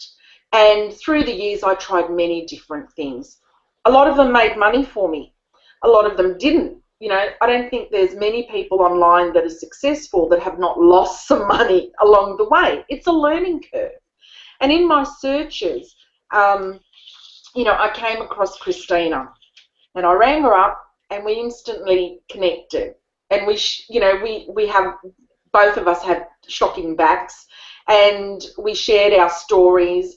And the rest is history. We've been together now for a few years. And, you know, last year, Christina joined Empower Network and more or less said to me, look, you know, we're joining this thing. Do it. Just do it. I said, okay. So I joined. I got all in. But I have to say I wasn't focused. I was doing something else at the time. I wasn't focused. I wasn't listening to the inner circle, like Scott said, which is so important. My focus was all, you know, I had a few eggs in the basket, which is not a good thing, like Erica demonstrated. And I was just doing Empower Network 1 to 2 hours a week. And at the end of a few months, I thought, hey, this is actually producing some money, you know. Let's switch focus. So at the end of last year, I dropped everything else. In January of this year, I focused on Empower Network. I committed. And in the next month, I earned over $9,000. That's in February of this year. Now, again, like everyone said, income disclosures, you know, the average income disclosures below. But as you can see, you know, there's not a lot of average. No one's average, really. Who's average these days? Everyone has a why. Everyone has a story. And it was funny because it was Valentine. I remember it clearly. It was Valentine's Day, which happens to be my husband's birthday. And I was baking a cake with my daughter. And Christina rang me on the mobile and she said, you've just earned $3,000. I said, what? I went on my emails and there it was. You have just earned $3,000. I went, wow, thanks for letting me know. Went back into the kitchen and I said to my daughter, guess what? I just earned $3,000. She said, doing what? Because she had seen me when she was little, she was 10, on the phone all day, all night, working, and you know, the income I was generating was really very small, you know, $2,000 a month, if that, some months. So she was quite surprised. And I've just gone forward since that time. I mean, I had a $4,500 day this week on Monday. Again, see the income disclosures below. But, you know, Empower Network has done so much for me. Money aside, what it has done, it has given me back. When you are at home with a disability and you can't contribute to your family, I almost felt like a burden to my family because here I was like a lump at home. I couldn't do the housework, you know, I couldn't contribute financially. I really wanted to help out. And this was my way, something I could do for my family. So it's given that back to me and a bit of dignity as well. And, you know, I don't have to worry about my husband doing the housework anymore. We have a cleaner that does that. And sure, I don't do the housework, but you know what? I earn the money to pay for that cleaner. So I feel good about not being able to do the housework. And, you know, we have achieved our dream. We built a beautiful home. Thanks to the internet. The internet, you know, in a way I look back at my back injury and I think it was meant to be. You know, when life gives you lemons, as they say, you make lemonade. And I just needed the recipe. I just needed the recipe for lemonade and I was going to make lemonade. Nothing was going to hold me down. There's no way I'm going to just sit there and take it. Like Christina, she said, no way I'm going to be on disability. What's that? You know, you make your own life. I think, you know, that's what it's all about. And I love Empower Network because I call it a business in a box. It's got everything. I wish I had joined a business like this when I first got started online because everything's there. The tools are there. The training is there. Not just training on how to market your business and how to grow it and the skills you need, but also the personal development and things that you can take into your life as well. But the thing I love the most is the support. The support system online is unbelievable. Not only the support system from your upline, from, you know, I don't just get support from Christina, who's my sponsor, but I get support from Erica and from Scott and from Tam and so many other people within the company that have no financial interest to help me succeed. I have never seen that in any other company. Never. Empower Network is one team as far as I'm concerned. We work together. That, you know, it's one team. Everyone helps each other. Yep, It's one fantastic. family. Absolutely. So, you know, it doesn't matter where you are, don't give up. Give it a go. Embrace it. Join us, you know, be part of this huge team and move forward. The one thing I learned in my first business, you know, because I had to call leads and you had to learn how to believe, and I still carry that through. And it's funny, Christina, that you put that up in the beginning, because All for believing. Most important thing, it doesn't matter how good you are on the computer, whether you can send emails, no matter any of that, if you believe, you will do it. And that's what I was taught. You know, believe in 4 things. Believe in the company. Well, you know, this company, they are going from strength to strength. They are like a bulldozer. They are unstoppable. You know, it's amazing. The products, believe in the products. Well, they're the best in the industry. I believe they are absolutely the best in the industry. You don't need anything else but these products. I've got it all there. Believe in your team. That's another thing I was taught. And we've got the best team on earth. You know, not just our team, but the whole Empower team. They unite. Like on our Facebook group, we've got people that are not in our team. You know, we've got Tam in there and Scott and Erica, you know, people from all over the place. Everyone's together. But most importantly, you've got to believe in yourself. And if you've got that strong why that Erica was talking about, like all of us here on this panel, you will make it. You've just got to have that strong why and just go for it. That's what I think. Go for it and do it, and don't stop till it works. Yep. Have the until attitude. Absolutely. Yeah. Yeah. Thanks for having me so much, Christina. And it was so good to listen to everyone's story. You know, the internet's amazing. It can just bring the whole world together. I love it. It's the first time on a Hangout for me too, Scott, so I was just as nervous as you. Oh, shit myself. I've got my little notes here and everything. I haven't had a chance to check the comments. It'll be interesting to see. Look, I mean, I guess what's gorgeous about this is not very often that we have an all-Australasian panel, and just to hear like all the stories from so many different backgrounds and so many different experiences, you know, it really just goes to show that it really doesn't matter who you are, okay? You can make it happen too. It doesn't matter what sort of situation you're in. You can take yourself out of it and use Empower Network as a vehicle to take you there. And you know, just to end this, you've heard little bits about my story here, and some of you already know my story, and I just want to share a little bit of my story with you, not the whole thing. I would be here for 2 hours. Okay. But in a nutshell, I just want to share with you what got me into Empower, and Rita sort of shared that. Yes. Is it possible if I can jump in right here? Maybe give everyone a quick introduction. Oh, okay. Right. Ooh, I'm getting introduced. Go for it, Tam. Just so you know, just so everyone can really understand, and so so that when you speak, you get the attention you actually deserve, Christina. And I know a lot of people watching right now. I hear because Christina has invited you here, and I've invited you here. Scott has invited you here. Chris, Rita, or Erica's invited you here. Most of you have already known who. I'm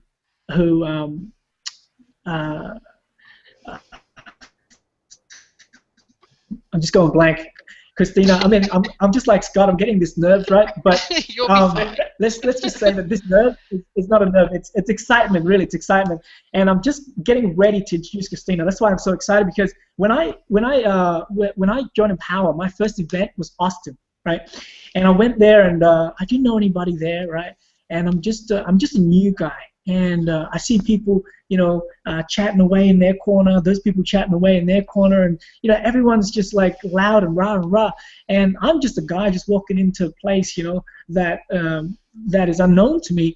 And I didn't know what to expect at this event, but I knew, like Erica, I knew that I had to go to this event in order to change my life, because I've been on internet marketing, 4 years prior, and one of the things that I refused to do was take myself to go to an event, right? And I thought, hey, I'm going to do something different, because, as you all know, the definition of doing the same thing over and over again, expecting a different result, is co-insanity. And so I really take heed to that, and I thought, I'm going to try something different, right? And so I listened to what the system tells me, listening to the 8 core commitments, and one of the 8 core commitments was get yourself to an event, right? So I did that. I went to the event, and like I said, don't know anybody there, and I'm looking around. I'm really trying to find something that can give me that could lit up this fire inside of me, that can help me succeed. And along with that, I'm looking for some sort of belief, right? And during this event, this one lady, right, popped up on the screen, and her name was Christina Munoz. And I've never heard of Christina until that point. And here I see this really energetic lady, she's getting introduced. There was a check coming out onto stage. I think at that point it was about over $50,000, right? And I'm just like, wow. And who's this lady? And then when she introduced herself, she said she was from Australia. And immediately at that point, my belief just went phew, right up, right? And I knew that here's a lady from Australia that is making money with this company, and she's making money on the internet. So I can do it as well, right? And I have, followed Christina ever since, and I've seen her sort of growing and growing, and she's been helping so many people achieve success as well. And time and time again, I hear her saying, look, I'm going to get to an event, and I'll meet you guys there. And I've always been waiting to meet Christina. And come Chicago, I was looking around for Christina. She couldn't make it there. Maybe she can share a little bit about that. And then come Denver, I'm expecting to see Christina again, but I didn't expect to see this, right? I was expecting to see her sort of in her wheelchair, maybe, scrolling around. But when I first saw her, right, she was actually standing and speaking, and and I was like, what? Who's this lady, right? She's actually standing, and immediately I went and had to say hello and hugged her and everything like that, because she's been a huge part of my success. And I'm just so honored right now to introduce Christina.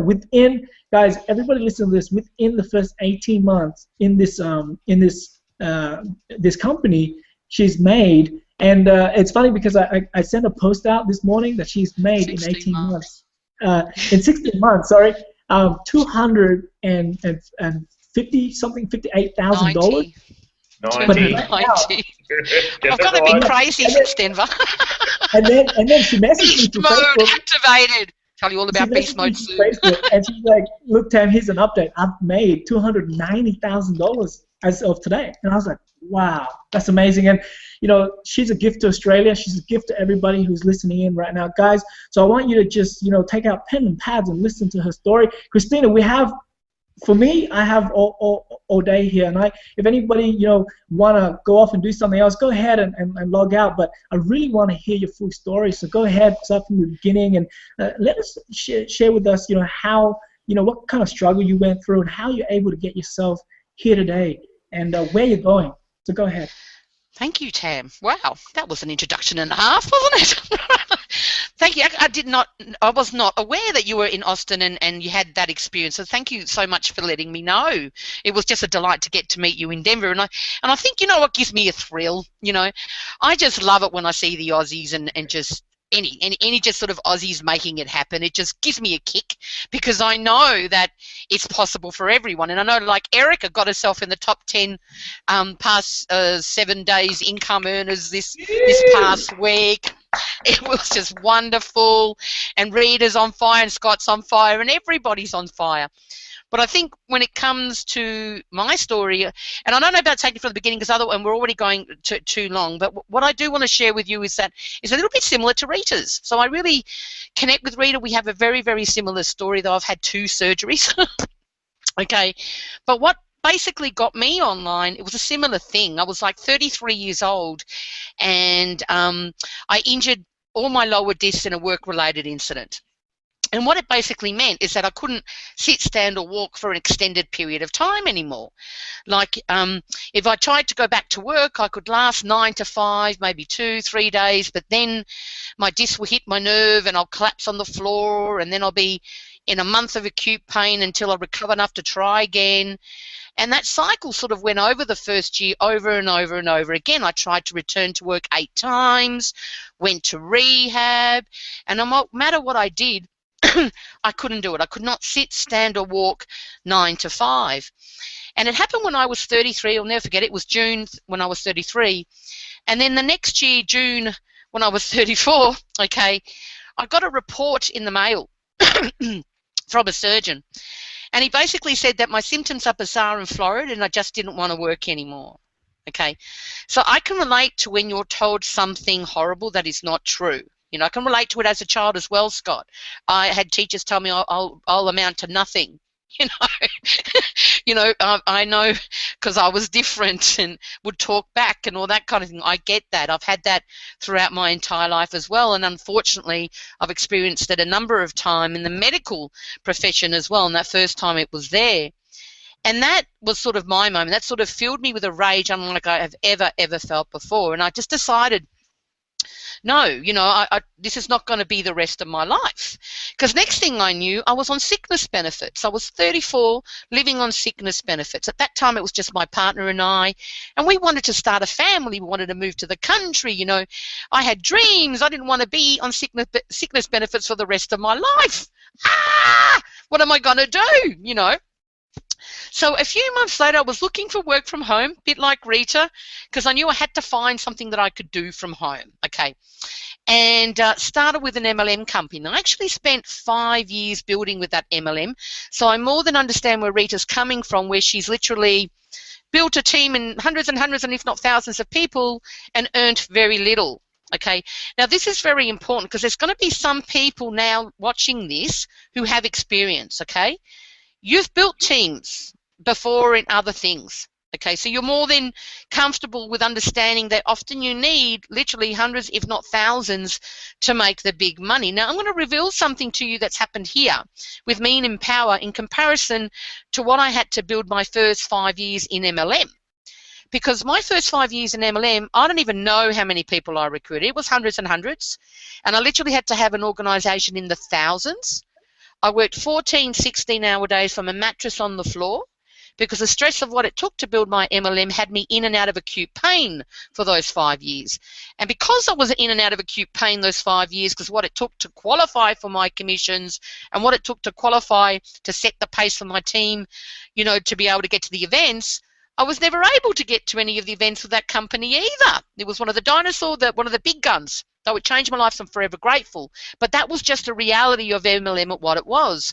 And I often say that the only reason why I was successful with that first company is because I come from a background of door-to-door sales in my 20s. I did freelance copywriting. I did telemarketing. I did customer service. So I had some skills to bring to the table, plus I had a real fire that I didn't want to be on sickness benefits for the rest of my life to go through the process. But it took me with my first MLM for 5 years, okay, it took 3 years before I started making $100,000 a year, okay. It took 5 years before I broke the multiple six-figure mark. And I literally needed hundreds of thousands of people in my team to do that, Fast forward here, just in brackets, so imagine this in brackets, okay. It blew me away because when I realised, okay, crossed over the 290, again see average earnings below. But just to show you what's possible, because you do not need a team of tens of thousands of people to make the big money here in Empower, or to make decent money here in Empower. All I've done is personally helped 390 people start at the 25, okay, over the last 16 months. My team is just under the 500. I mean, seriously. It's like a new business. Really, it's only just the beginning stages.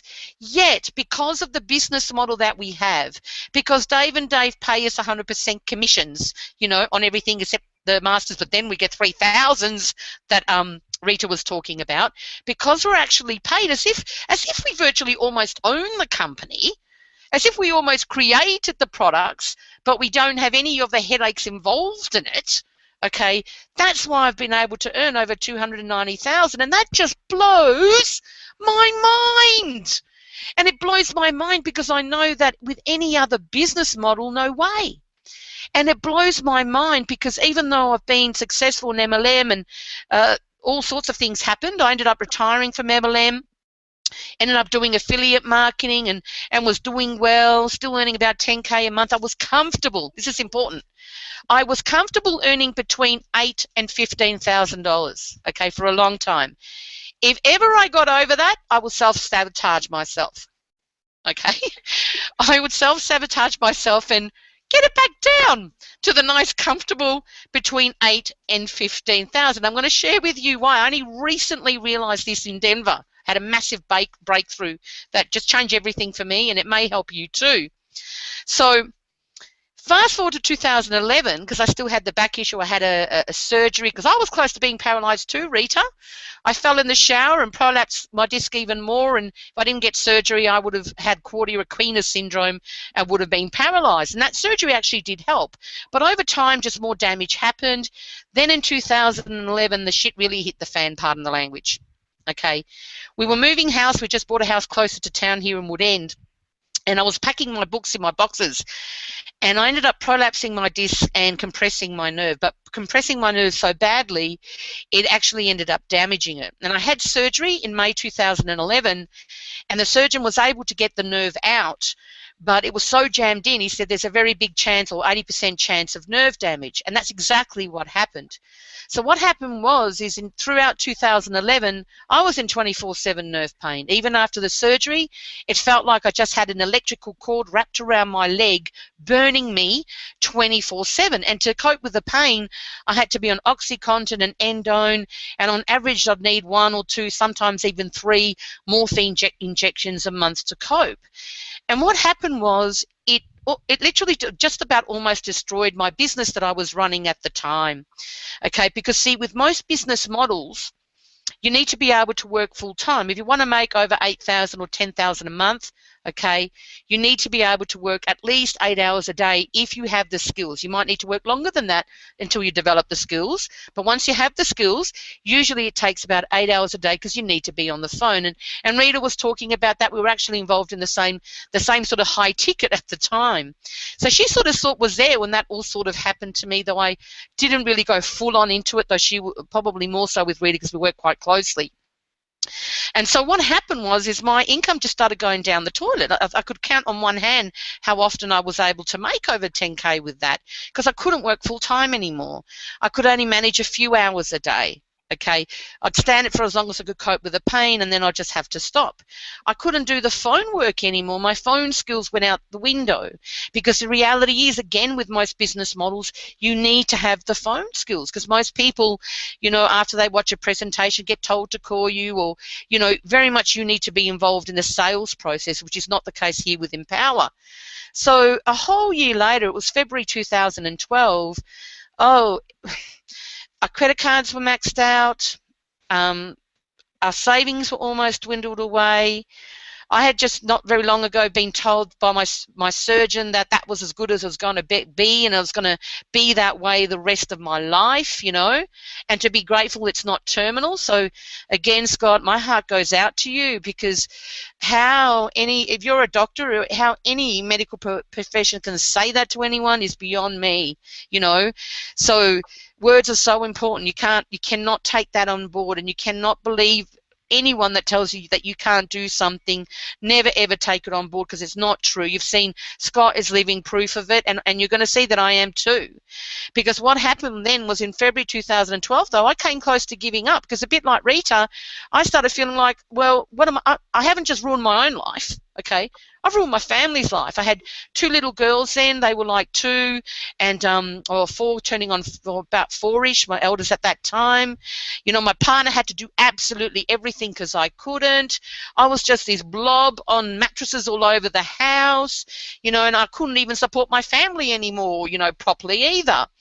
So I felt like I was just this huge big burden on my family as well. But then I had a couple of things happen to me that were quite magical that made me decide, no, I'm not going to give up. okay? I'm not going to give up. I'm going to find a way to support my family again. This is too important, okay? Because when you have children, they watch you, that they see what's happening in your life. And I didn't want my girls to think that I gave up, you know, that I let what happened to me beat me. So I had to find a way. There had to be a way to be able to get out of that mess, you know, to be able to support my family again. So when I first found Empower, it was actually in late March. Okay, that was sort of my main focus, my main motivation was simply to support my family again. And a bit like you, Tam, when you saw the video, I just knew it. Okay, the minute I saw that video, and I think a lot of you felt that way almost as well, I just knew that this was it. And I actually joined it on the 30th of March 2012, so I would never forget the date, because that was actually the date that my mother passed away. My mother passed away when I was 25, and she was a massive inspiration in my life. To this day, she's still my hero, and she's why I didn't give up, really. She sent a kookaburra to me. That's another story. Okay. But what happened was, when I started with Empower, I emptied my cup, okay? Even though I had 11 years experience, or 10 or whatever it was at that time, I had lost all confidence. I really had. My brain was like mashed potatoes because of all the drugs anyway. And I just thought, right, what I'm going to do is I'm just going to follow the training that we have here. And I'm just going to do exactly what Dave and Dave tell us to do. I'm going to follow at least 7 of the core commitments, because I couldn't do the events at that time to begin with, and just get all in, buy all the products, because I don't see any sense in marketing something if you don't own it, if you don't even know what's even in it. You can't properly represent something unless you fully understand what it is that you're representing. And so I thought, if I'm going to take this seriously and I'm going to put my name to it, okay, I'm going to own these products and make sure that they have value. And that's why, you know, everybody here on this panel owns all the products, and the value is like 10 times, if not more so. I have not had to buy a single how-to product since I've joined. Okay, that's how good they are. So really, it's amazing. And it's just through applying that information, okay, yeah, I was able to get back on track and support my family. And pretty much once the financial thing was out of the way, then what was quite extraordinary was then I was sort of inspired by the community, by Dave and Dave, to think, well, I can get myself to an event. Maybe now I can focus on finding a way to stop the pain, you know, finding a way to be able to get myself physically strong enough to be able to attend an event. Because when you hear this panel talk about the power of events, it's so key. You know, every single person on this panel has had a transformation, has had a breakthrough due to the event. They would not be at this stage that they are at their business now if they had not attended an event and been able to be there for real. So what happened was, I was video streamed in Austin. At that time, just before that, I had a ketamine infusion. I had to spend 7 days in hospital to get that done, and that worked. Okay, but after 2 years of being housebound and not able to sit, stand, or walk for an extended period of time, I had to learn how to sit, stand, and walk again. So I had to go through rehab. So my Empower Network business sort of gave me the luxury to focus on getting myself fit enough to be able to come to events. And I wasn't quite at that stage at Chicago. I was in the middle of rehab at that time. But what I didn't know until Denver is I was sabotaging myself again. And let me tell you why. Because I don't want you to sabotage yourself, okay? I want you, when you get started with us or you're already with us, okay, for you to fly and for you to not get in your own way and for you not to hold yourself back, okay? Because when I was in Denver and it was a Sunday afternoon, I was watching David Wood speaking, okay? And David Wood started speaking about how some people have only ever known poverty in their family for generations, okay? And how as a result, some people don't feel comfortable, have never felt comfortable with earning more than anyone else ever has in their family, okay? They don't want to earn more than their father, who is a hero. They don't want to earn more than their grandparents. They don't want to, you know, be the first millionaire in their family or anything like that, okay? And as I was hearing him speaking, it was seriously, I literally fell to my knees by the chair. It was actually next to Chuck Marshall and a couple of the other leaders there in the top 200 part of things there in in front of the stage. I literally, seriously, just started bawling. I just started crying, weeping. Like, I mean, it was just this outpouring of emotion. And I just sat down, or literally kneeled down on the chair. And it was like I started seeing my life up until that point flashed before my eyes. And I realised, oh my Lord, you know, my mother was a house cleaner. My father was a bus driver, migrated from Spain to Australia when I was 7. Okay, but unlike your family, didn't go from rags to riches. Okay, Tam, my family didn't do that. You know, unfortunately, they didn't have access to the thinking or what have you that could have enabled them to create a different life for themselves here. They struggled. You know, I grew up in housing commission flats and housing commission housing in Broadmeadows, one of the roughest sort of suburbs here in Melbourne at the time. I mean, my grandparents, my grandfather was actually killed in the Spanish Civil War in front of his wife, who was pregnant with my mother, after they let him out during the Spanish Civil War. And then my grandmother was also a hero of mine. She ended up selling lemons door to door to be able to support her family rather than prostitute herself. So she's one of my heroes. You go back even a few more generations, there were gypsies. Okay, so all this was flashing through my mind as I was lying there crying. And then I realized that all through my life I would allow a certain level of success. When I did door to door, I would allow a certain level of success, but once it hit over a certain level, I would self-sabotage it. I'll find an excuse or reason to walk away. I did it in my 20s with door to door. I'd built a business up to the stage it was earning over 21K, okay, when I was 22 or whatever I was. But then I found a reason to just walk away with $5 in my pocket when I could have worked it out, okay. I did it again in my MLM days, okay, for 5 years building with a company. Got it to the stage where I was almost earning 40K, between 30, 40K. That freaked me out. No, I don't deserve it. Okay, what did I do? Had every excuse in the book to pull the plug on that too and walk away. Okay, and then went back to doing things that helped me earn just a comfortable amount of money that I was comfortable earning, because I didn't believe I deserved it. I didn't believe I was worthy. Who the hell am I? I would just be greedy. I brought in all those things. I said money doesn't grow on trees and all the rest of it. I got told all of those things too. And I just kept self-sabotaging myself. And then even within power, okay, after my first year or whatever it was, I would have been happy to have earned what I did my first 2-3 years, okay? But when I sort of crossed over the $250,000 in 14 months, again, please see average earnings, okay, I sat down with my partner and said, you know what? I would have been happy if we had earned this over the next 2-3 years. Now what I'm going to do is I'm just going to focus on getting fit enough to get to an event. I'm not going to worry about my personal results. I'm just going to keep things ticking over. I was doing it again, but thank God this time I didn't walk away. And as I realised all that lying down on the thing, just realised like crystal clear, I was literally sabotaging myself, had been, I just let it go. I just literally got up, sat back in the chair. It was actually next to Diva Ranger. She's just sister from another mother, that woman.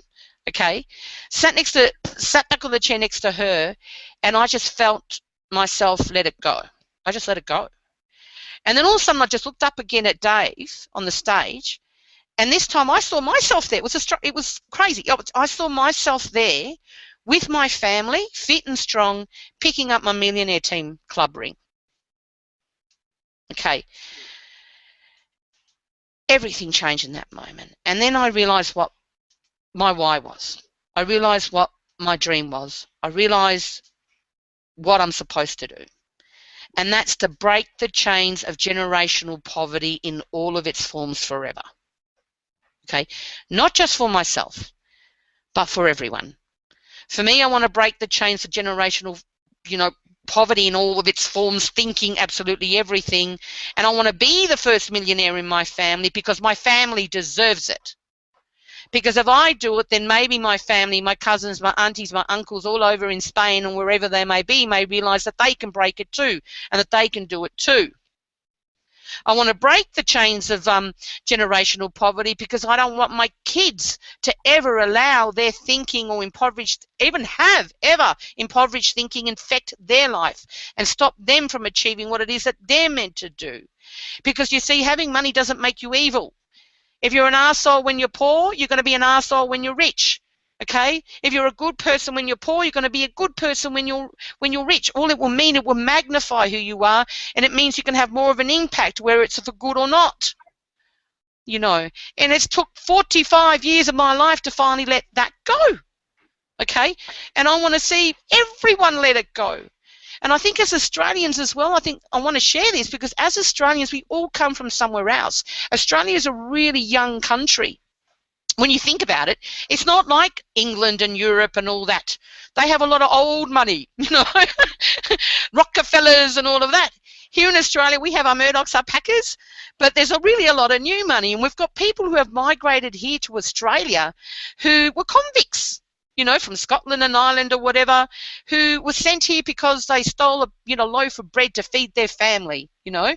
We have people who migrate here like refugees, you know, from all over Asia or what have you. We have people like me who migrated here to the lucky country because, you know, to build a better life, from Spain, from Greece, from Italy. Australia is like a melting pot of different cultural backgrounds all over. So I think in many ways Australia suffers from impoverished thinking. I mean, have a look who is trying to look at our politics. I mean, you only have to look at Tweedledum and Tweedledee at the moment. I mean, who do you choose? Because our political leaders don't even have any vision. Neither one of them. They're full of it. And we have to choose between Tweedledum and Tweedledee? Okay, it's just crazy. Okay, so I think even here in Australia, we suffer from the tall poppy syndrome. It comes across there. If someone's successful in Australia, oh, well, then his mum and dad must have got that for him, or he must have, you know, some reason, whatever it is, let's tear that person down. In America, they don't do that. That's what I love about America. In America, someone is successful. How do they do it? That's fantastic. Wonder what it is that they did to do that. They've got the right thinking. They understand creating something, you know, and the income only reflects what you've created and the sort of personal growth that you have. So I think here in Australia, we have to get rid of our impoverished thinking. We have to stop thinking the way our ancestors have made us think. And we need to start creating a new future, not only for ourselves, but for everyone that comes along past us. Everyone that comes along in the future, to create a totally different, not just country, but a totally different influence in the world, because Australia's like not even taken notice of half the time. But we should be, you know, and it's crazy for me to think that here we are just even online, that you can do that. It doesn't matter what your background is. It doesn't matter what your country is. It doesn't matter who you are. You can use Empower Network to literally remove the layers in your onion. You know, every onion, because you have an onion, you have the layers, okay? And it'll help you remove the layer that you don't even know it's there, that could be stopping you. And then you can then start, just by being the example that you are, helping others break through as well. And for me, I mean, the greatest gift to me with what the Empower Network represents, it's about that. It's about helping people peel back those layers, helping people figure out who they are and why they are the way they are, helping people isolate their self-limiting beliefs that are stopping them from being all that they can be and letting it go. That's why it's so key to get to the event, because if I hadn't gone to the event, and at the event, just to help you see, I had crossed over about 260. I've been back less than a month and now I've crossed over 290. I'm the same person, but what changed was how I thought. What changed is how I thought. I finally got it. I finally let it go, and I finally got very clear about my why, and ain't no one and nothing stopping me, because it's too important. People need to be free, and no one's going to be free if they're still worried about money. No one's going to be free if they're not going to let themselves earn as much money as they can so they can make a difference, like Scott, who wants to go for the Wish Foundation or whatever foundation you want to go for.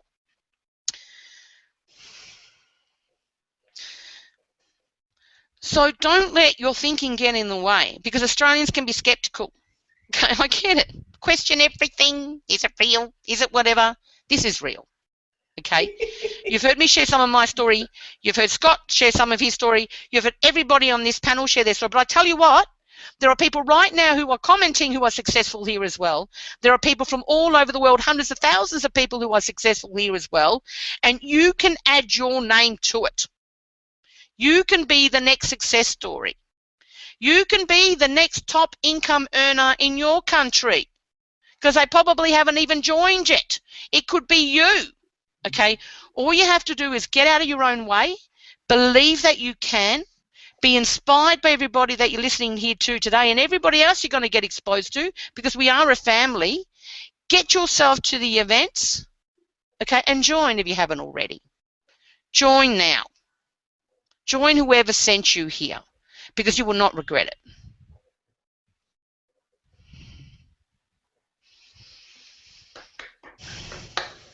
Bravo, bravo. Jolly good show there. But you know what? This is changing lives, you know. I mean, I think the thing when I met Dave and Dave as well there, and I first saw, because, you know, this is real. I think the fact we even get to meet together as people every 90 days is just amazing. I cannot wait for the next event. But I'll never forget when I first saw David Sharp and David Wood. And I was sitting there at the table, and he was just aside from me, and he looked at me, and I looked at him, and I just started crying, and he called me over. And then he just held me by my shoulders, just looked me in the eye. And I just lost it, because how do you thank someone that has enabled you to change your life? Because you see, in 2011, I couldn't do it. You know, I would have lost my house, absolutely everything, regardless of my skills. It's only because of the business model they have here, and because of their true desire to help people be free, to help people break through whatever is stopping them. And you've seen it, like how they have behaved with Scott. You know, what they have done for so many people. It's there in the actions, because a company is only as good as its owners. It's only as good as its people. You know, so David and Dave are the kind of people that will not let cancer go through their company. They're not going to let people who are doing the right thing stay, okay? They want this company to be around forever, just like we do. And when you see the kind of lives that have been changed, and it's so many, I mean, how do you say thank you? You know, it goes beyond anything. And I think you don't really get that until you're on the inside, until you start going through the products, and still you start following the 8 core commitments, until you get yourself to an event and actually really experience it. And when you do, you just realize how what we have here is so special. And it's, again, it's only the beginning, you know. Does anybody have anything final they want to say, you know, before we finish up? Thank you so much for hanging around. It's been a long one. Yeah, the sun came up behind me. Yeah. I love it when it does that, Erica. That's the second time now. Oh, sweetie, you're awesome, darling, and you just closed that out beautifully. And you know, like you say, how do you? Oh, am I still here? Yes. Yep. Like, how do you thank someone? Like, how do you thank someone like Dave and Dave for putting a platform together that can literally help clueless newbies, like, you know, most of us are, who start this, make this work. I noticed that my flag was back to front for the entire show. So and, you know, same experienced marketers, or people in chronic pain, or blind people, deaf people, you name it, there's a story. 12-year-old kids. 12-year-old kid with father's approval. Okay, you got to be 18 to join, but you can join younger if you've got father's approval. But no matter what you say to yourself why you can't do it, there's someone who is doing it regardless. Exactly. Okay, so you might as well make the decision to do it too. Make the decision. No, I'm not going to give up. I'm not going to let whatever's going on in my life stop me. Okay, if you're already in, just get more committed. Just get more focus.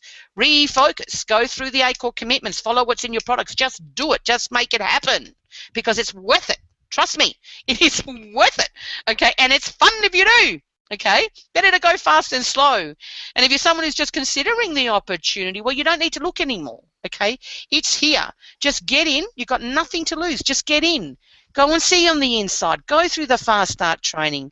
Get plugged into the support that's there, because you can make your dreams come true here. You know, if you just make the decision that, yes, you're willing to listen, you're willing to learn, and willing to make it happen and do what it takes to make it happen.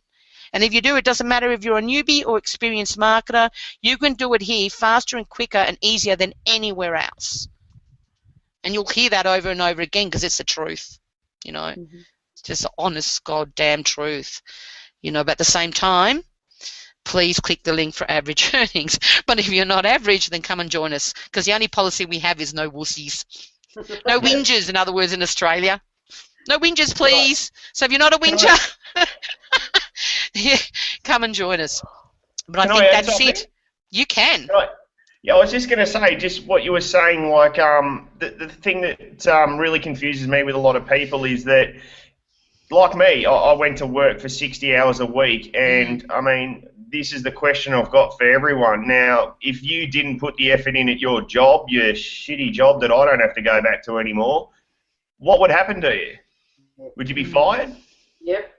You know, everyone knows that if you turned up and did your job half-assed, well, that's the Australian way, but, you know, like, you would be fired. And this is what I can't understand. And then some people will go to the lengths of, someone will go, why should I join you? Why should I this, that, the other? You're the CEO of a multi-million-dollar business. You don't understand that yet, that everyone on this now, everyone in this hangout, everyone will be making $1 million a month within the next few years. It's inevitable. With what the technology and everything's going on, start acting like it.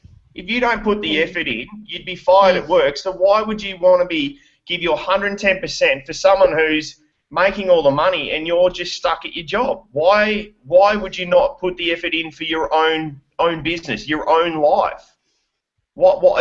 This is the one thing that baffles me with a lot of people. Is why wouldn't you treat this like you would your job? Put your heart and soul. You have no idea that you will be able to get on a plane and go to America every 3 months. I get bored, I jump on a plane and go to Bali for a surf. I made $3,000 while I was surfing. You know, this is the thing. You will work your heart out. And I did for 20 years, making other people happy. Yeah. Working, if you don't put the effort in, you're fired. Why wouldn't you do this for your own business? Yeah, true. Like I was 7 years building with a telecommunications company and, you know, doing everything, and dropped me in the, you know, the rubbish bin as soon as I injured myself. Yeah, you know, they could care less, you know. No, so why is it some people will work harder for other people than they will for themselves? Why is it? And I think it's because they know that if they go to their job, they're going to get paid that whatever an hour. They know. Yeah. Okay. Yeah. Whereas if someone comes with that employee thinking, they get online, they don't know for sure what they're going to be making or whatever it is. It's not like a certainty the way it is with go through a job. But what you need to understand is that you can work, you know, full-time on your job, but you can work part-time on your fortune, as Jim Rohn says, because profits are better than wages. Okay? Profits are better than wages. You can just literally learn and earn as you go. Have the safety of your job. I get it. I will never say to someone who's coming new online, if you can avoid it, to give up your job and just come in full-time, go for it, you're going to be making money in your first month. I would never say that. I'll say, brilliant. Let your job cover your living expenses and work part-time on your fortune. Get the skills. Because eventually what's going to happen, it happened to Robert Kiyosaki, it's happened to so many people, is you're going to be able to say bye-bye to that day job. Your business is going to take over and your profits can rise ridiculously quickly. I mean, you're never going to pay rise the kind of, you know, how quickly your income can grow when you run your own business or when you're paid the way we are paid is just crazy. And it's not based on formal education. It's not based on nepotism, okay? It's based on you. It's a level playing field. It doesn't matter if you're 18 or you're 72. Doesn't matter if you're black or white, yellow, green, whatever. Doesn't matter. Doesn't matter what your religion is. Doesn't matter if you're gay, bi, straight, or transgender. Okay, doesn't matter. It's a level playing field. You have exactly the same opportunity as anybody else. And it's just you. You're the CEO. And you can just get there at your own pace and away you go. And you can, why would you work for anybody else if you don't have to? You know? Can I add something? Sure, go Tam. Yeah, like this is the thing. A lot of people got to understand this. When you come into this business, you don't want to focus on the sales, but you want to focus on progression that you're going to be making. You know, one analogy I have for all of you guys and what the Empower Network actually is imagine a pizza store, right? And they've got a storefront, they've got graphics, they've got an oven, they've got employees, they've got dough to make the pizzas, right? They've got a whole business set up, everything's ready, and there's management behind that and all that kind of stuff, right? You can literally come and pay, you know, whatever they're selling the pizzas for, like $7. So you pay $7 one time, and then you can sell pizzas for the rest of time. You don't have to worry about customer service. You don't have to worry about any of the business stuff in the background. You have now a business that's working for you, right? And all you have to do is bring people to the store and make 100% commission, right? But a lot of you guys, again, you want to focus on the progression. Everything that you're going to do, if you're new to the internet and you start and you hit the link below and start with us, right? We're going to teach you how to generate leads. We're going to teach you how to slowly, eventually get your sales. But if you do what you're taught in the system and you generated one single lead, let's say using a Facebook strategy, that's called progression. That's one lead. You should be excited. And if you can generate one lead, you can generate two, and then you can generate three, and then eventually you're gonna get one sale, and it might be the first $25 sale, but that's called progression. And then you can get, if you could do it once, you could do it 100 times, you could do it 1,000 times, right? So, and imagine this, right? If you start today, right, and for the next 5 years, if you take it slowly and just trying to build progression, right? 5 years from now, you're going to be in a different place than you are still working in your job. You're still working in your job 5 years from now. Where do you think you're going to be, right? You're still working in the job, or you might be looking for another job, right? So this is what we've got in front of you. So, for a lot of you guys, start today. And like Christina said, you don't need to quit your job or anything like that. Start building, we're teaching you how to become marketers. Start doing it. And for those of you guys who have other businesses that you're passionate about, you can learn what we teach and build that business as well. So that's all I have to say. Absolutely. Just do it. So worth it. Really is. Change your life forever. Just another thing that I think, just on the whole thing with people's success, another thing that I find is that don't be afraid of money. Don't be scared of it. Yeah. I think the hardest thing is a lot of people, they're like, 20 years on a job site. Look, I've always done good with money, we knock on your door and you're up for a big bill, in Australia plumbing, but people are afraid of money, and I had a hard time dealing with the fact that, I'd worked for 20 years and people are earning more in a month than I was in a year, and it's hard to deal with, and a lot of people if anyone on this call is in love with money, let it go. Let the fact that it's only money. It's a material product. If you let go of it and embrace it coming and going, you'll do so much better. And one thing that I learned in Denver, not Denver, it was San Diego, I think. Someone said that people will throw out $50 to $60 worth of food a week on average in America. So if everyone goes out and puts $50 in the bin or $100 in the bin tonight, you'll lose sleep because you're wondering if that $100 is still in there. But you'll throw food away worth hundreds of dollars a month, but they won't spend a few $100s on investing in their future, on education, on books, on anything. They just won't do it. Just think to yourself, when you throw a plate of food away or a steak that's been in your fridge for too long, you're throwing away $20 there. But you won't spend $20 on a bit of solo ads. It's just things like that people hold on to money too tight, and it's like a bar of soap. The harder you hold on to it, the quicker you'll lose it. Yeah. You just embrace the fact that your yearly income will be a monthly income, and you have to believe that. I know that. And good old Vic said that his goal was $1 million a month, and I just sat there and went, well, if he can do it, I'm doing it. It's simple. Yep. You got to believe. You got to believe you can. It is. Well, think about it. It is so realistic that as you said, you've only got a few hundred. I've just ticked over 200 people. And the money that you've earned. 300 people, 500 in your team. You only need 100 strong people, and that was my dream. Having 100 people in my team earning 15 to 20 grand a month by the end of this year, and you do the maths. I don't want to build my own. It's about you who hasn't joined yet. If you make money, we make money. We make money, exactly. We invest. I'm going to say, You work hard. I make sure you work hard and you're successful. I'm going to make money off you. Let's not lie about that. We do, you know. But if we focus on people are too worried, oh no, oh the money's been passed up, oh crap, you know, focus on the money that's below you. Help those people make money, and you get a pat on the back by getting $1,600 a month from someone. You know, they're making good money, and you know, focus on what you can do for others in every aspect of your life, and forget about yourself, and yeah, it'll come back. Just fight for everyone else. Don't put yourself ever in any position, because everyone out there is more important than me.